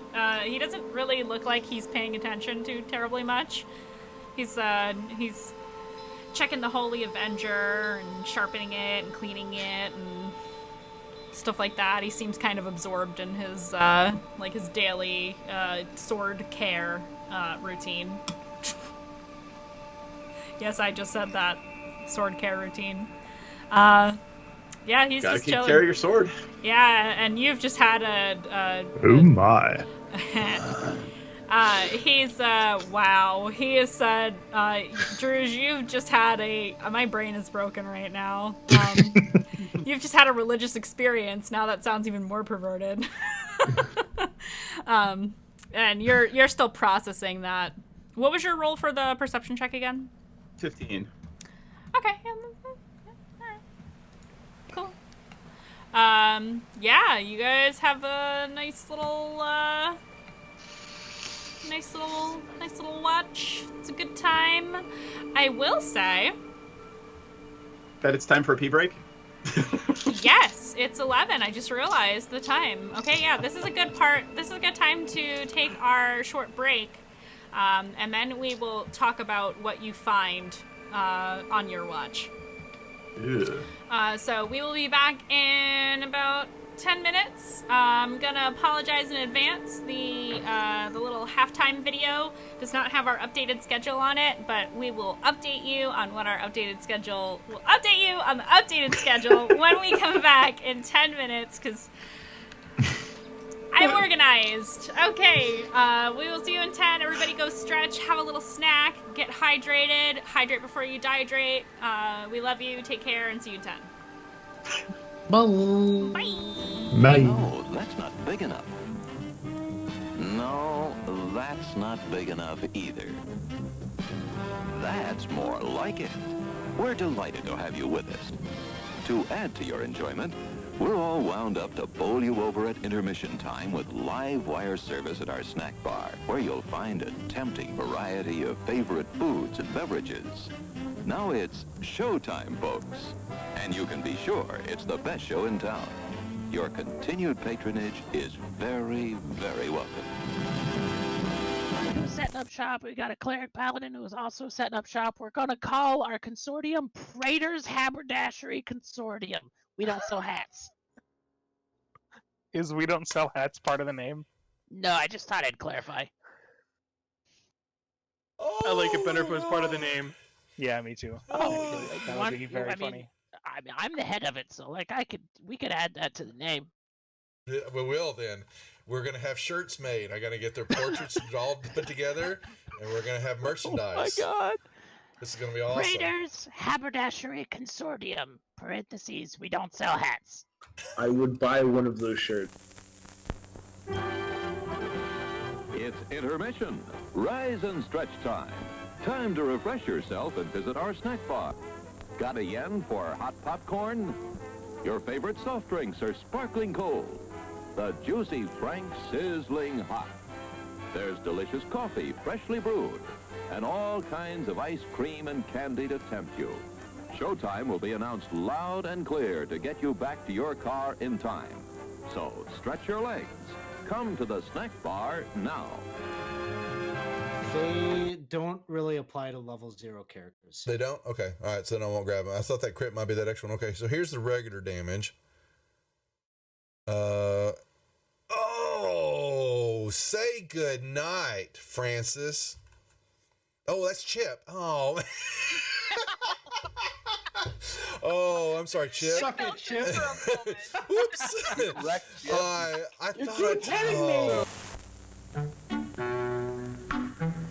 I'm sorry, sir. This is a private mountain. But I only wanted This mountain is reserved for patrons. It's a supply depot for all sorts of good things, which people can get at the snack bar.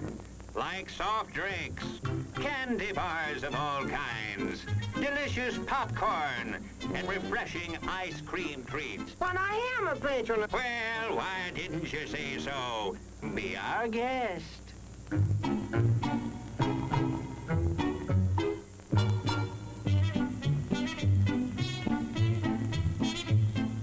Through, and you're kind of at a point where you can't really wedge your way in there anymore. You're like, here, boy. Here, boy. Come. Here, boy. You can do it. Come on.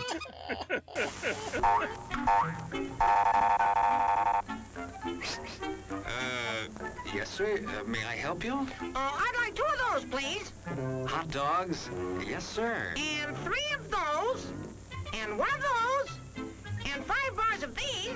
And a cup of that nice hot liquid. Coffee. Coming right up. Oh, and 2 bags of those peculiar white coffee material. You mean our crunchy popcorn? Shall I wrap that for you, sir? Oh, that's all right. My saucer's just outside. They come from miles to enjoy our intermission.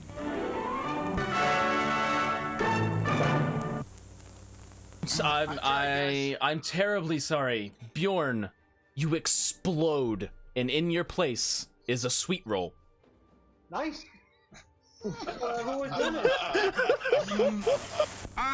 Hello there. Give the demonstration of my new invention, the goodies machine. The machine turns out delicious hot doggies one after the other. And thirst-quenching sodas also. Gives popcorn of the most tasty kind, plain unbuttered. Candy too, crunchy and dandy. Steaming hot coffee and ice cream too. These goodies are at our snack bar, just waiting for you.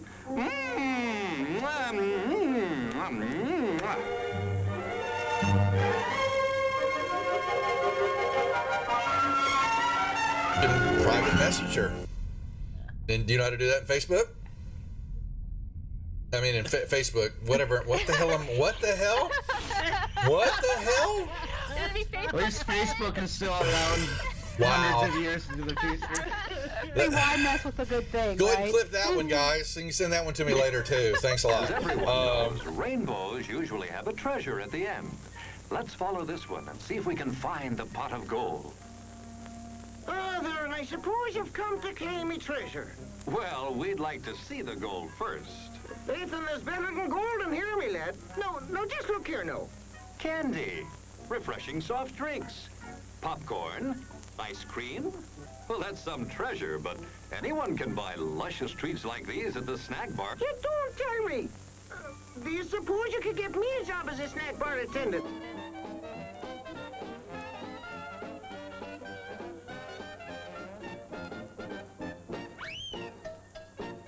Brass knuckles he's wearing, and the creature just.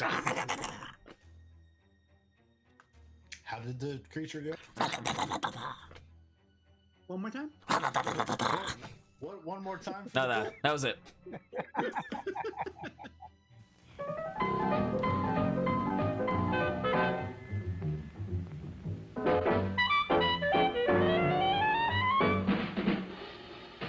Like you crave that corn when it's freshly bobbed, you gotta beat it to the box with the butter on the top. Get with it, man, start strolling down to the sweets that set you rolling, the best in town. Our candy's real gone, if I'm understood. To all you squares, that means the confection is positively delicious. Cork that stuff, give me 5, let me send you into this nutty jive.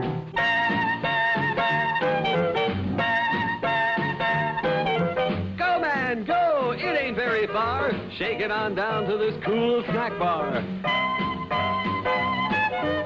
Come on, Jill, give us a treat. A friendly pepper-upper with a tasty beat. Drink Dr. Pepper, Dr. Pepper, 'cause it never lets you down. Frosty, man, frosty. People, we might be able to take care of that. I I'm understand. gonna sing the Doom song now. Oh, God. Doom, doom, doom, doom, doom, doom, doom, doom, da doom, doom, da doom, da doom, doom, da doom, doom, doom, da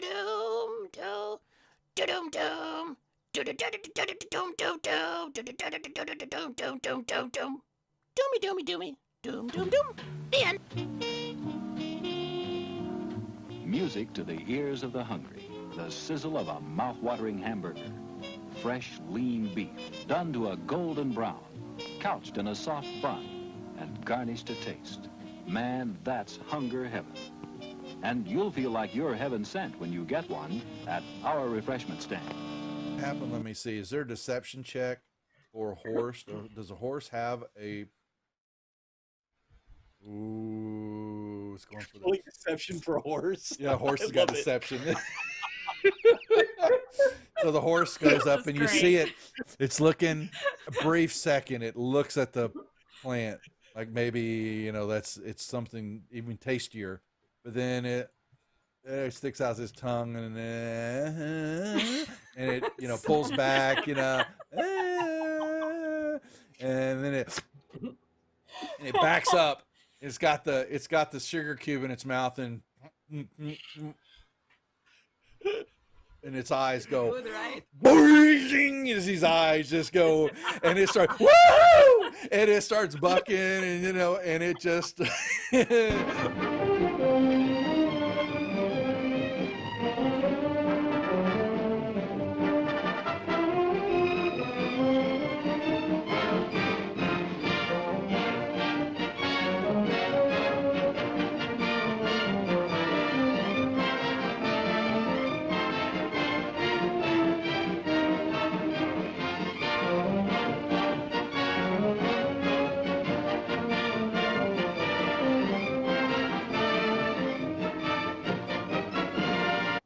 and he was looking at something in his hand, and he is standing up, and he grunts out, "Who the F are you?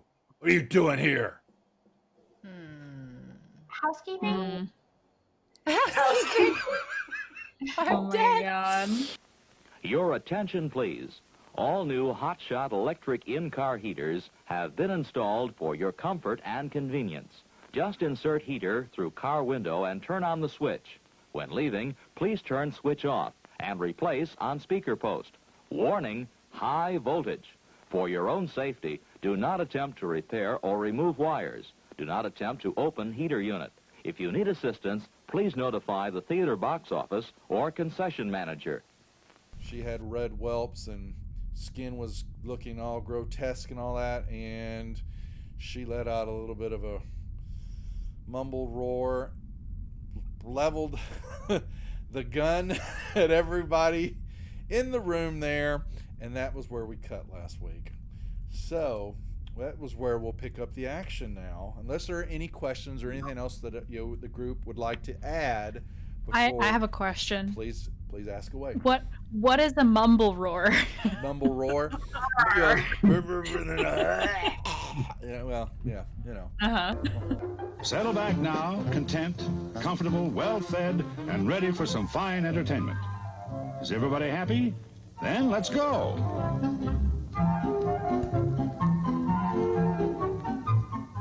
It's showtime.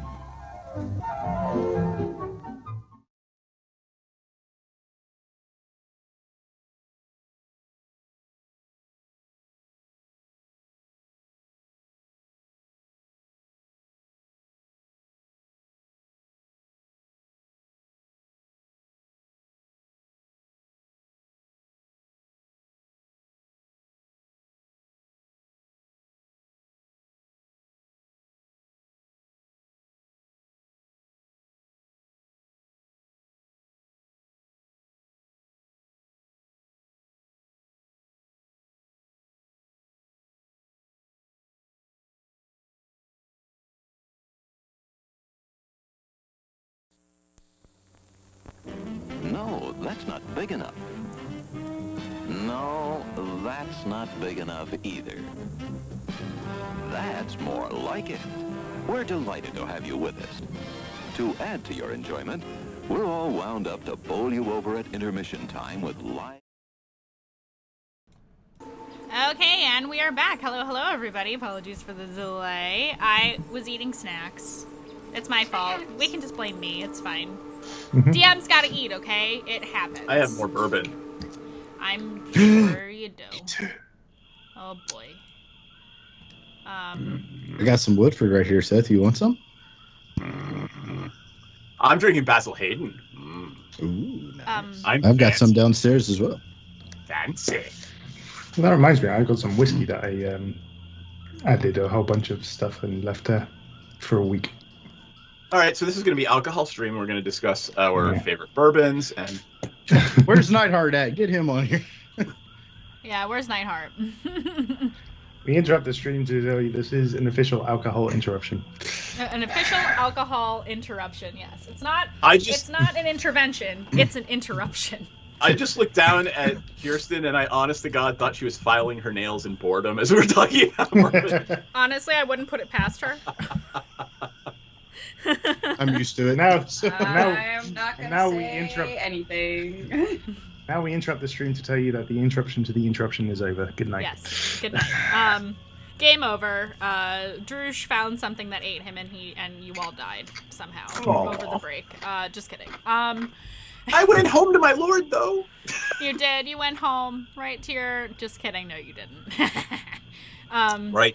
Death curse. Yep. I will say, while you are sitting about and on your watch, you do find. Oh, I roll a d6 for this? Okay. You find. What is it? Ooh. You find. Well, you don't find it so much as notice it. But you see a fruit tree. And it is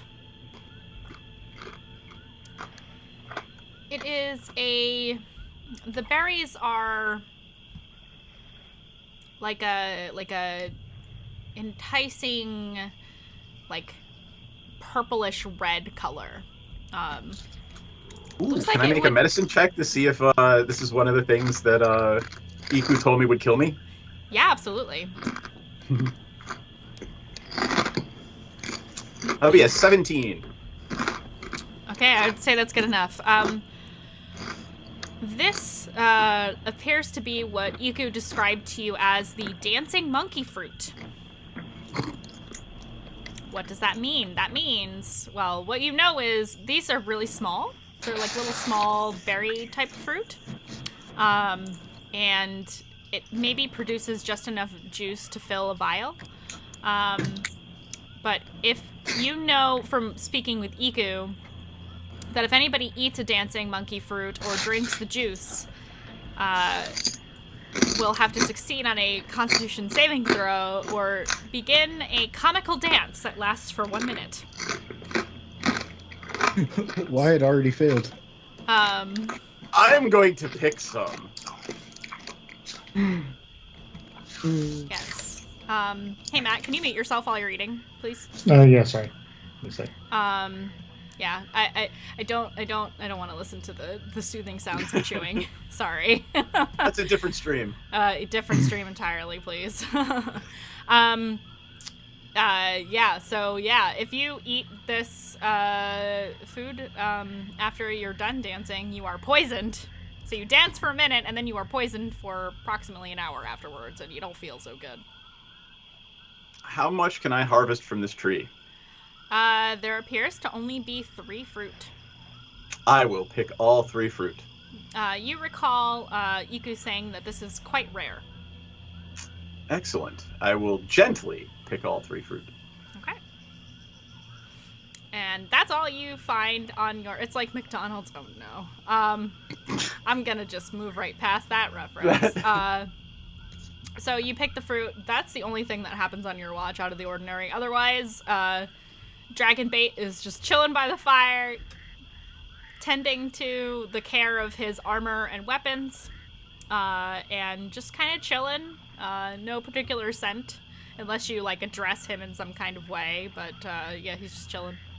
Nope, companionable silence, Yeah. and I will put a little, set up a little tiny little stand and a little beaker over the fire, and I'll just sort of squish, squish, squish, squish, squish. Wonderful. So yeah, you extract the juice from these fruit, and you get them into a couple of vials. Well, I guess 3, unless you have a big one. 3 little ones or 1 big one, whatever you have. 3 little ones. Okay. 3 little blood vials. Okay, blood vials, yes. So yeah, now you have dancing monkey fruit juice. I will label them very clearly. Dancing monkey juice. Yep, I will put that in the Tomb of Annihilation chat. I love the monkey eating strawberries gif. That's adorable. And when everyone else gets up, just because it's going to make me laugh my ass off at some point in the future, I'm going to give 1 to Vola and 1 to Didi. You may not be able to look at that link because you have to have the TOA book for it, but I put it there just in case for those of you who might. And I will explain to everybody what they are. Oh, actually, I take it back. Delete. Oh. So yeah, that's the way the cookie crumbles, I guess. That's what you found. All right, that's pretty cool. And like I said, I will explain to everyone. This is dancing monkey fruit. Here's what it does, according to Iku. And Iku, can you confirm? And then I will... Oh, so you say to Iku in the morning? Oh, yeah. Okay, so the night passes. You all get a long rest. Excellent. So let me put that on Vola's thingy. Long rest. Take long rest. Confirm. Okay. The Dirk of Misconception is gonna get a rest as well. Woohoo! I'm pulling Speak with Dead out and putting Beacon of Hope back in. Okay. Yeah, so that was your evening. In the morning, when you ask Iku about the juice, she takes 1 whiff of it and goes, "Yep. That's right. This is the one I told you about." Why? Well, Why you do never have know. this? Well, it's poison, right? Well, yes. Could be useful. You just hear Dee Dee laughing maniacally in the background, and she puts it in her bag. With the manacles and the dynamite. Yeah. Absolutely. She's got other stuff in there, too. Oh yeah, she's got plenty of stuff in there. Good lord. So yeah. Do you want to do Yes, Mutation yes I check? do. I absolutely do. Let me roll it. That's a 1. Ooh, that is a activation then. Yes it is. Yes it is, my friend. Aw, yeah. That is also a 1. Okay, let's just check on the quick list. Fangs, come on. Is any of them Fangs? No. Damn it. That would be cool.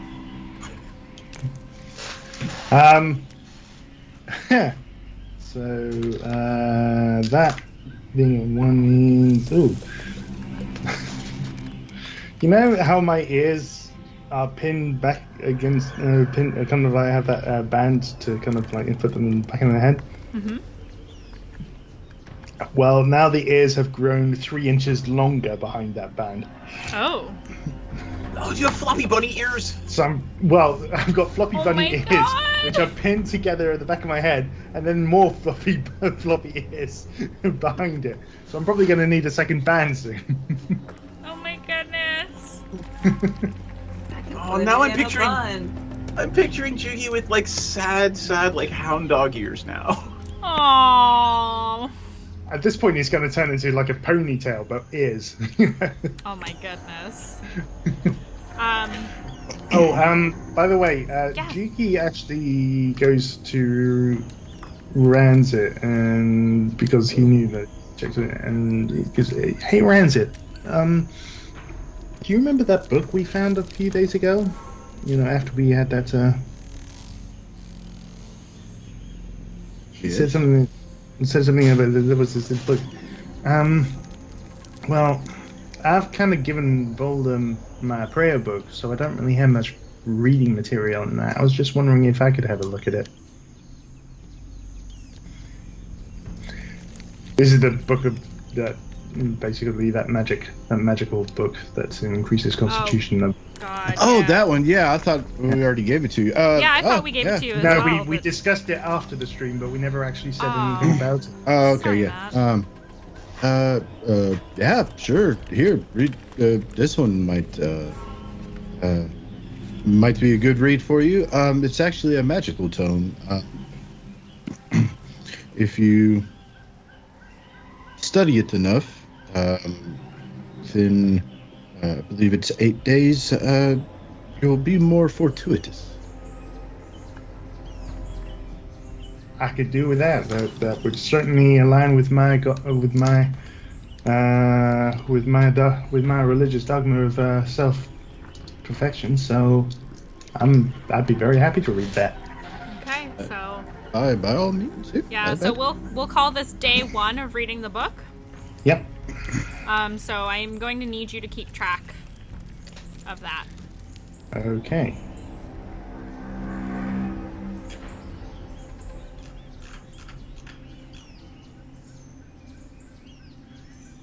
Too bad we don't have a bard in the party. I we know. can get rid of that. It's a shame. Shut up, Kishar. Kishar would not be caught dead in Jolt. Are you fucking kidding me? Have you seen these swamps? Have you seen the bugs? Absolutely not. Not obviously not years. Dead. I mean, we can't bring her back. She wouldn't be caught alive or dead in Jolt. She might go to Port Nyanzaru for a concert. And or that's to have tea with one of the merchant princes, but that would be it. And that would probably be pushing it. Heh, it would. Yeah. Kiyashara is far too bougie for Joel. Anyway. So, yes. So we'll call this day 1. Okay. Of reading the book. What is the bonus you get at the end of that bash? I forget. +2 to con. Okay, so +2 to con. And then the book loses its magic for like 100 or some shit. 8 days. Okay, so this is day 1 of that.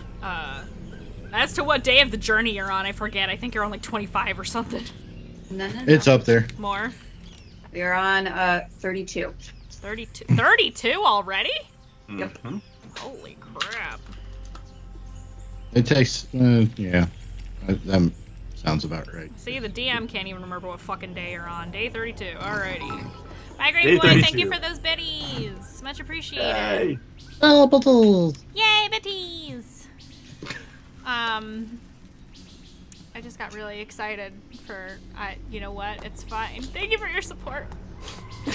We love it. We are rapidly descending. Yeah, we're probably gonna end this one at midnight tonight again. I think this is just the kind of game we can only play for 3 hours before we start losing our fucking minds. Because hex crawl. Yeah, so I will, is there anything anybody would like to do in camp, this lovely, lovely morning? Find an airship! Sorry. Yeah. Well, you're getting closer. No, I'm good. I'm good. Alright, okay. Alright. Alright. Okay. I will take a navigation roll. Alright.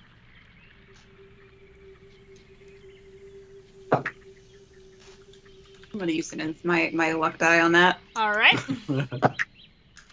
Better. 18. Okay. Yeah, okay.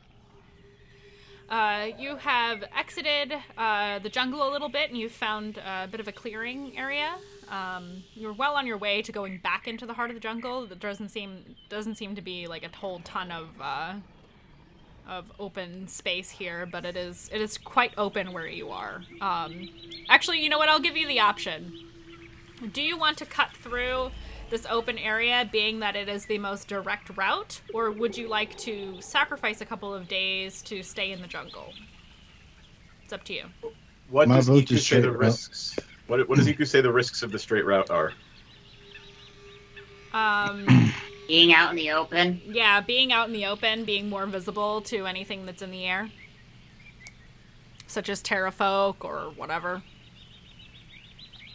I will. But you haven't seen terrafolk since the last time you fought them, so.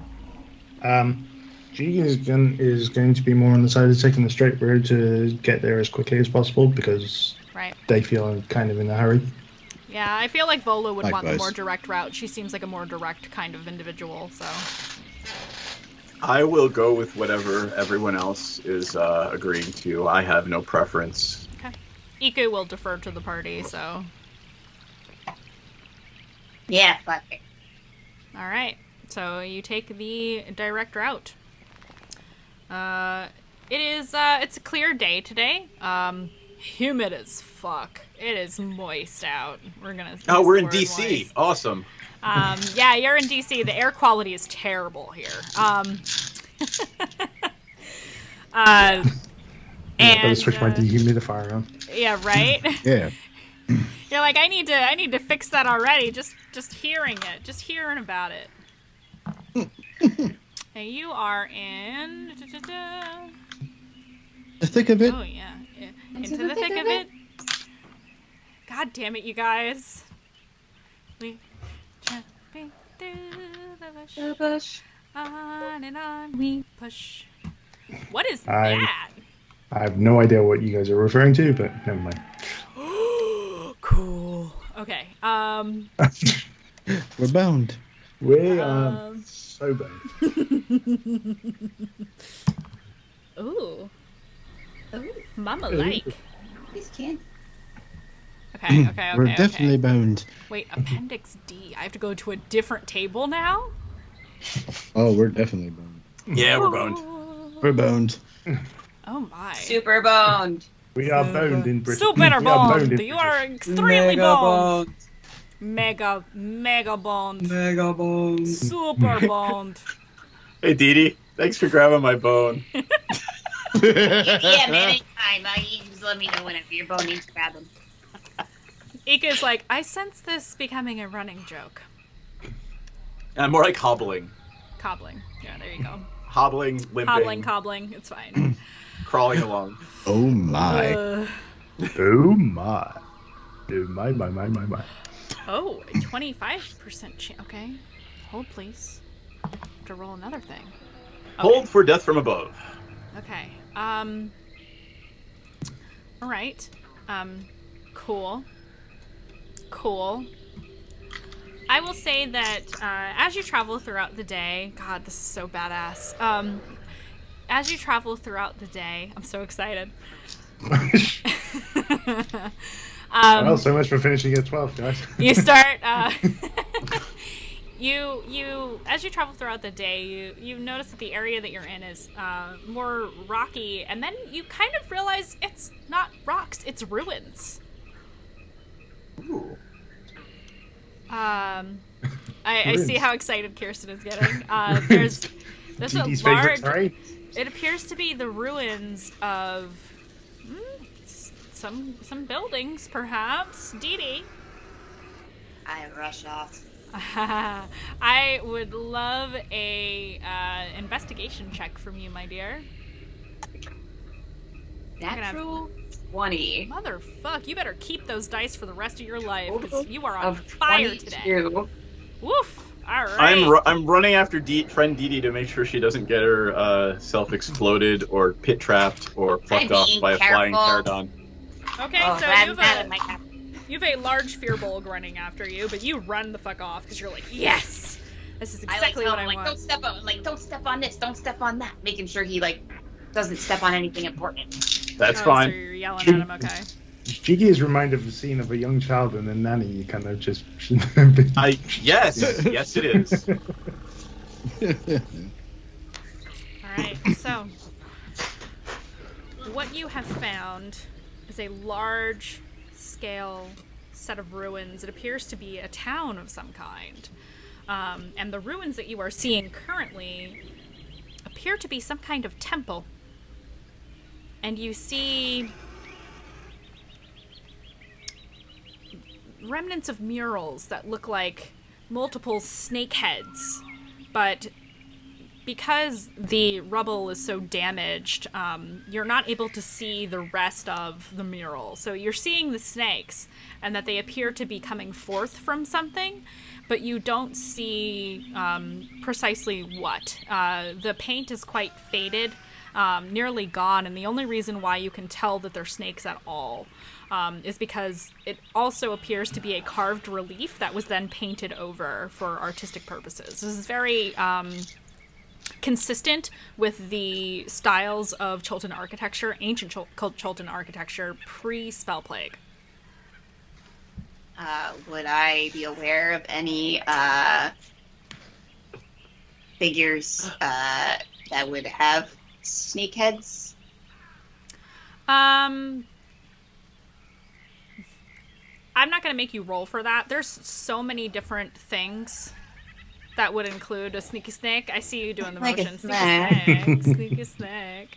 There are so many different types of creatures that this could come from. It could just be snakes.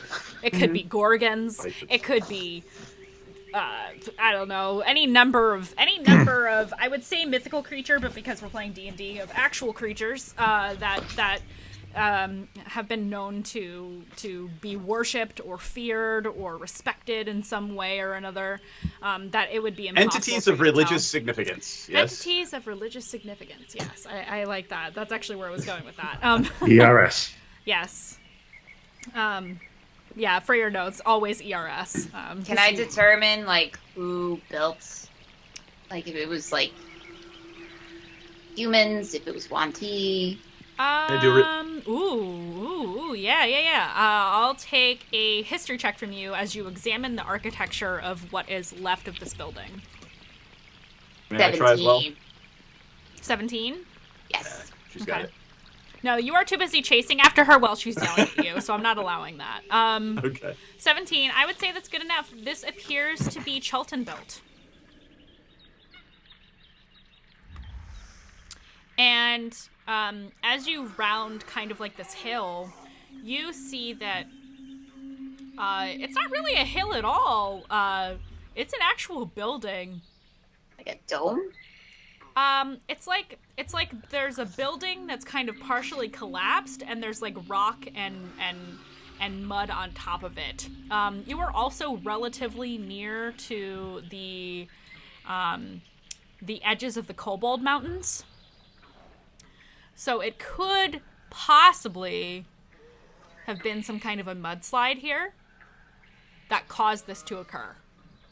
Just based on the location of where you're at, and Mandy, just the general geography. Yes. As we were running along, I would like to, with that staff that I'm holding, just sort of drag it in the dirt a little bit, just to make sure that people can follow us, so that we're not so that they have to worry about where we are. Open area. You're an open area. You are completely visible to the party as this is happening. Don't worry, we see you. Vola's probably trailing after you all as well to see what the fuck is going on. But Dee Dee, you can tell this is Chultan built, and as you round the corner of like where all this rubble is, you can see that this structure is actually standing for the most part, and you could walk inside if you wanted to. It's an open door. It's an open doorway. I'm gonna kind of stop. I'll look over at Druge, look up at Druge with my biggest puppy dog eyes. Do we have time? I really wanna look in there. Do I need to make her roll persuasion, Druge? No, of course, friend Dee Dee. And I will reach down and boop her on the forehead and give her guidance. Thank you, friend Druge. This is the first time she has ever said your actual name. Aww. What's the rest of the party doing while this is happening? It looks like Dee Dee's about to go into these ruins. Anyone? Judy? Francis? I guess we're going into tourism mode. Watching them run off, just kind of go. Turn to Iku, turn to Jugi. Start walking that way. Iku is following. Artist and Dragonbait are like, well, Artist says, perhaps we should stay out here. We'll keep guard in case anything comes out, or if you need help, just yell. All right. Greatly We'll be appreciate here. So they will wait outside while the rest of you and Iku go inside, because I don't feel like playing all of the NPCs all the time. So they are going to wait outside whether you want them to or not. So yeah, you venture in, all of you do, into the thick of it. Into the thick of it. That's the name of tonight's episode, is Into the Thick of It. Aptly named. And I don't know why this GIF works, but it does. I don't even want to look at it. I'm not even going to look at it. Oh.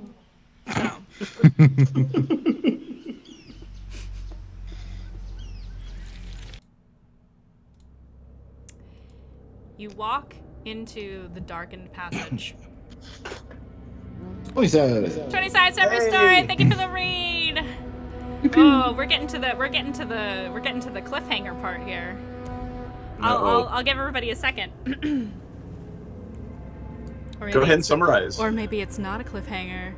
The party is getting into the thick of it and have found some ruins in the jungle that appear to be of pre-spell plague Chultan build, and have decided to go inside while Artist Simber and Dragonbait wait outside. So the party and Iku, their faithful guide, have all decided to investigate some spooky ruins today. And Sneezy. And, of course, this was after fighting some cannibals and then defiling their corpses and then speaking with dead. Oh, they also had a conversation with Jurgle, the god of death, and bones and things of that nature. I have a bone to pick. No, there was no defiling. It was all done very ritualistically and appropriately. So you murdered a bunch of cannibals who were eating people and zombies. I had nothing to do with defiling. The party's pet, I should say the warlock's pet, fairy dragon, is now using flashcards to learn common. And they have learned a little bit more information about Rosnisi as a result of their myrtleizing of cannibals and their discussions with death gods. That all being said, I believe everybody is all settled in and ready to go, so thank you for coming all in. Yeah, it's all very educational for you all. Cardman, hello. Casey DJ Coyle, hello. 20 sides, I hope your game was wonderful. Hope you're doing well. Thank you again so much for that raid. And now we will resume. Now that I've given you all a little tidbit of what has been going on in today's session. For the party, who I have almost just called the Dingalings, the Raptor Wrestlers, or whatever the fuck you guys are called now. The Adorable Killers. The Adorable Killers, that's right. The Adorable Killers, you all find yourselves traveling down this dark corridor. Those of you who do not have dark vision are going to have trouble. You got torches, right? Yep. Do you light torches? Yeah. I would love it if you did. I would just love it.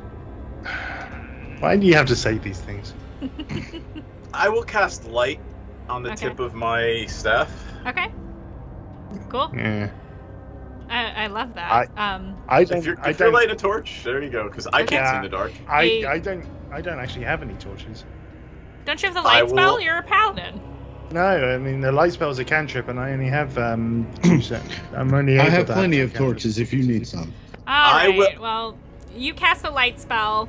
we'll just say Druj casts the light spell before we spend too much more time. Juki, may I touch your sword? You can cast it once. I thought you could. On one thing.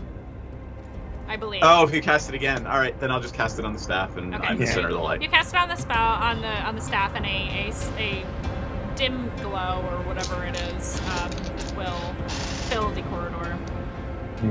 Hibram has the light spell. I don't. That's true. Hibram has the light spell, right? Everyone Wrong hates game. me using it. Wrong game, everybody. Hey, Southpaw, welcome on in. That's my buddy.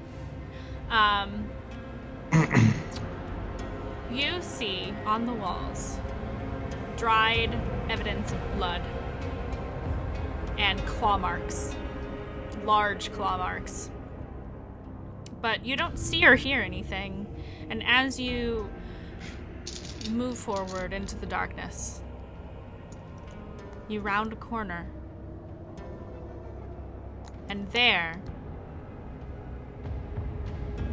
you see animalistic glowing eyes in the dark. First 2 eyes, then 2 more, then 2 more, 2 more, 2 more, and then another set of the same.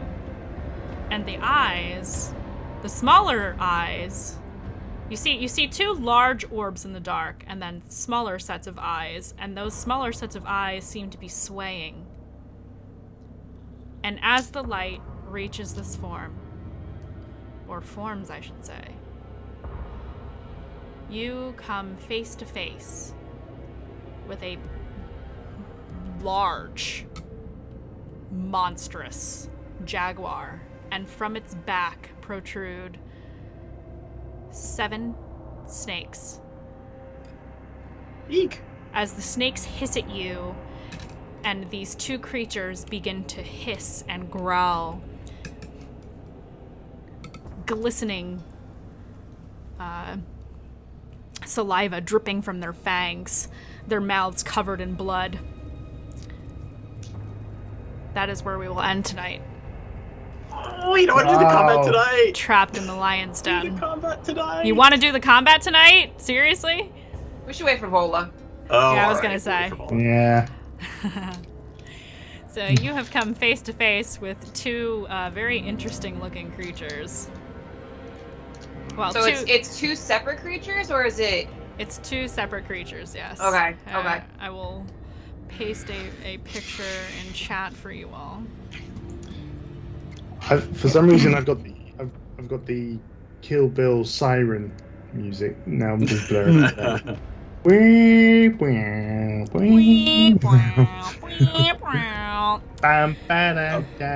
So yeah, that is where we will end for the evening. Because we are down a player. Otherwise, I would put you into combat again, but this is going to be tough, and I would like for Vola to be present for this. Yup. Because I want her to be able to get in on this epic battle that is about to occur with these creatures. And yeah, that's where we're gonna end for tonight. So we have a few different announcements and talking about schedules and things of that nature. We do a whole lot of programming here on the channel. Let's see, today is Friday. What's tomorrow? Saturday. All the times I'm about to say are in Central Time. Saturdays, we have Rise Up Against the Slave Lords with DM Duff563. That's at 9 p.m. Central Time. That is an all-ladies cast that includes Myriad and myself as players. Sundays, we currently have no programming. Mondays, we have Storm King's Thunder with our very own DM Esquire, aka Seth, who's here on the channel. That is at 7 p.m. Central Time. Tuesdays, now that Dungeons of the Mad Mage is over, we have Stormlord's Wrath with DM Sammy. That's at 8 p.m. Central. Wednesdays, we have Tales of the Sanguine Isles with DM Mech45 at 8 p.m. Central. Thursdays, we have Tales from the Yawning Portal with King Bashman, our very own, at 8 p.m. Central. And then we were back here on Friday, that's 8 p.m. Central, for more Tomb of Annihilation. We do have a non-streamed show, which is posted up on our YouTube channel. That's youtube.com/Praetor'sRejects. It is Savage Worlds, East Texas University with DM Eric B. Again, that is pre-recorded. It is posted exclusively on YouTube, so if you are interested in seeing how Savage Worlds is played, definitely check that out. We also have an upcoming subscriber-only game. So if you subscribe to the channel and you are part of our Discord server, which is to say you need to connect your Twitch account to Discord in order to be eligible for this, King Bashman will be running Volo's Guide to Getting Murdered on August 22nd. The time is to be determined. This is an offline private game. Therefore, you will you don't have to be on camera if that's something that's weird for you. I know a lot of people aren't into that, so this is just going to be a private game done over voice chat in our Discord server, which King Bashman has just posted in the chat. Spots are still open for subscribers, so you can sign up for that if you like. Again, make sure your Twitch and Discord accounts are linked. This gives you access to the subscribers only channel in our Discord server, where you can find more information. You can message me personally or King Bashman for more details if you have any questions about the sub games. So please let us know. Also, let's talk about our wonderful sponsors. Sponsors for Praetor's Rejects include Total Party Kill Games. They are the creators of dark fantasy, Dungeons & Dragons compatible products, plus amazing card games. Like, don't even get me started. You can find them at totalpartykill.games. I'm not biased or anything because I work for them. Check out their latest releases of products and books. Our other sponsor is the Druid's Den, one of my favorites. Your place for magical supplies and all apothecary needs. And if you're witchy or into that kind of thing, or you just want to stock up on incense, definitely check it out at thedruidsden.com and support Mama Praetor's new endeavor, which I'm a humongous fan of. I know a lot of us on the channel are. Absolutely. I have so much stuff from the Druid's Den. It's not even funny. I spend a lot of money at the Druid's Den.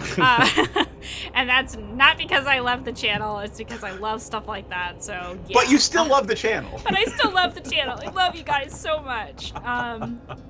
So yeah, that's what we have coming up. Am I missing anything, Bash? I think I got everything. Birthday week extravaganza starts next Monday. Next Monday, we are having birthday week celebration for Lord Praetor himself. We are doing giveaways for each night that we are having a stream game. Please check our schedule and come hang out to win some goodies. The schedule that I literally just said. So if you need to rewind a little bit, you can go do that. It's also in the Discord. It's also in the Discord. We will be doing all kinds of wonderful giveaways. There's a lot of cool stuff that we're going to be giving away.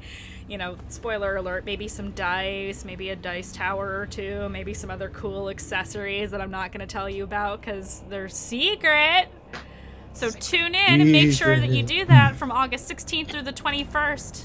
Tune in to any of our games, and we will be doing super amazing fun giveaways. Alrighty, does anybody else have anything they want to plug? Oh, watch Coven MTG, play Magic the Gathering all the time. You guys just never stop streaming. Well, Sunday nights, since we don't have anything on this channel, we do Ladies Magic the Gathering. It is me and however many non-binary people I can grab to play with me, I do. So yeah, there you go. Alrighty, so yeah, that's about it. Have a great night, everybody, and we will see you tomorrow for Rise Up Against the Slave Lords. Hooray! Bye. Hooray! Bye. Bye. Sleep well in Turgle's cold embrace. Oh my god. Oh, wow.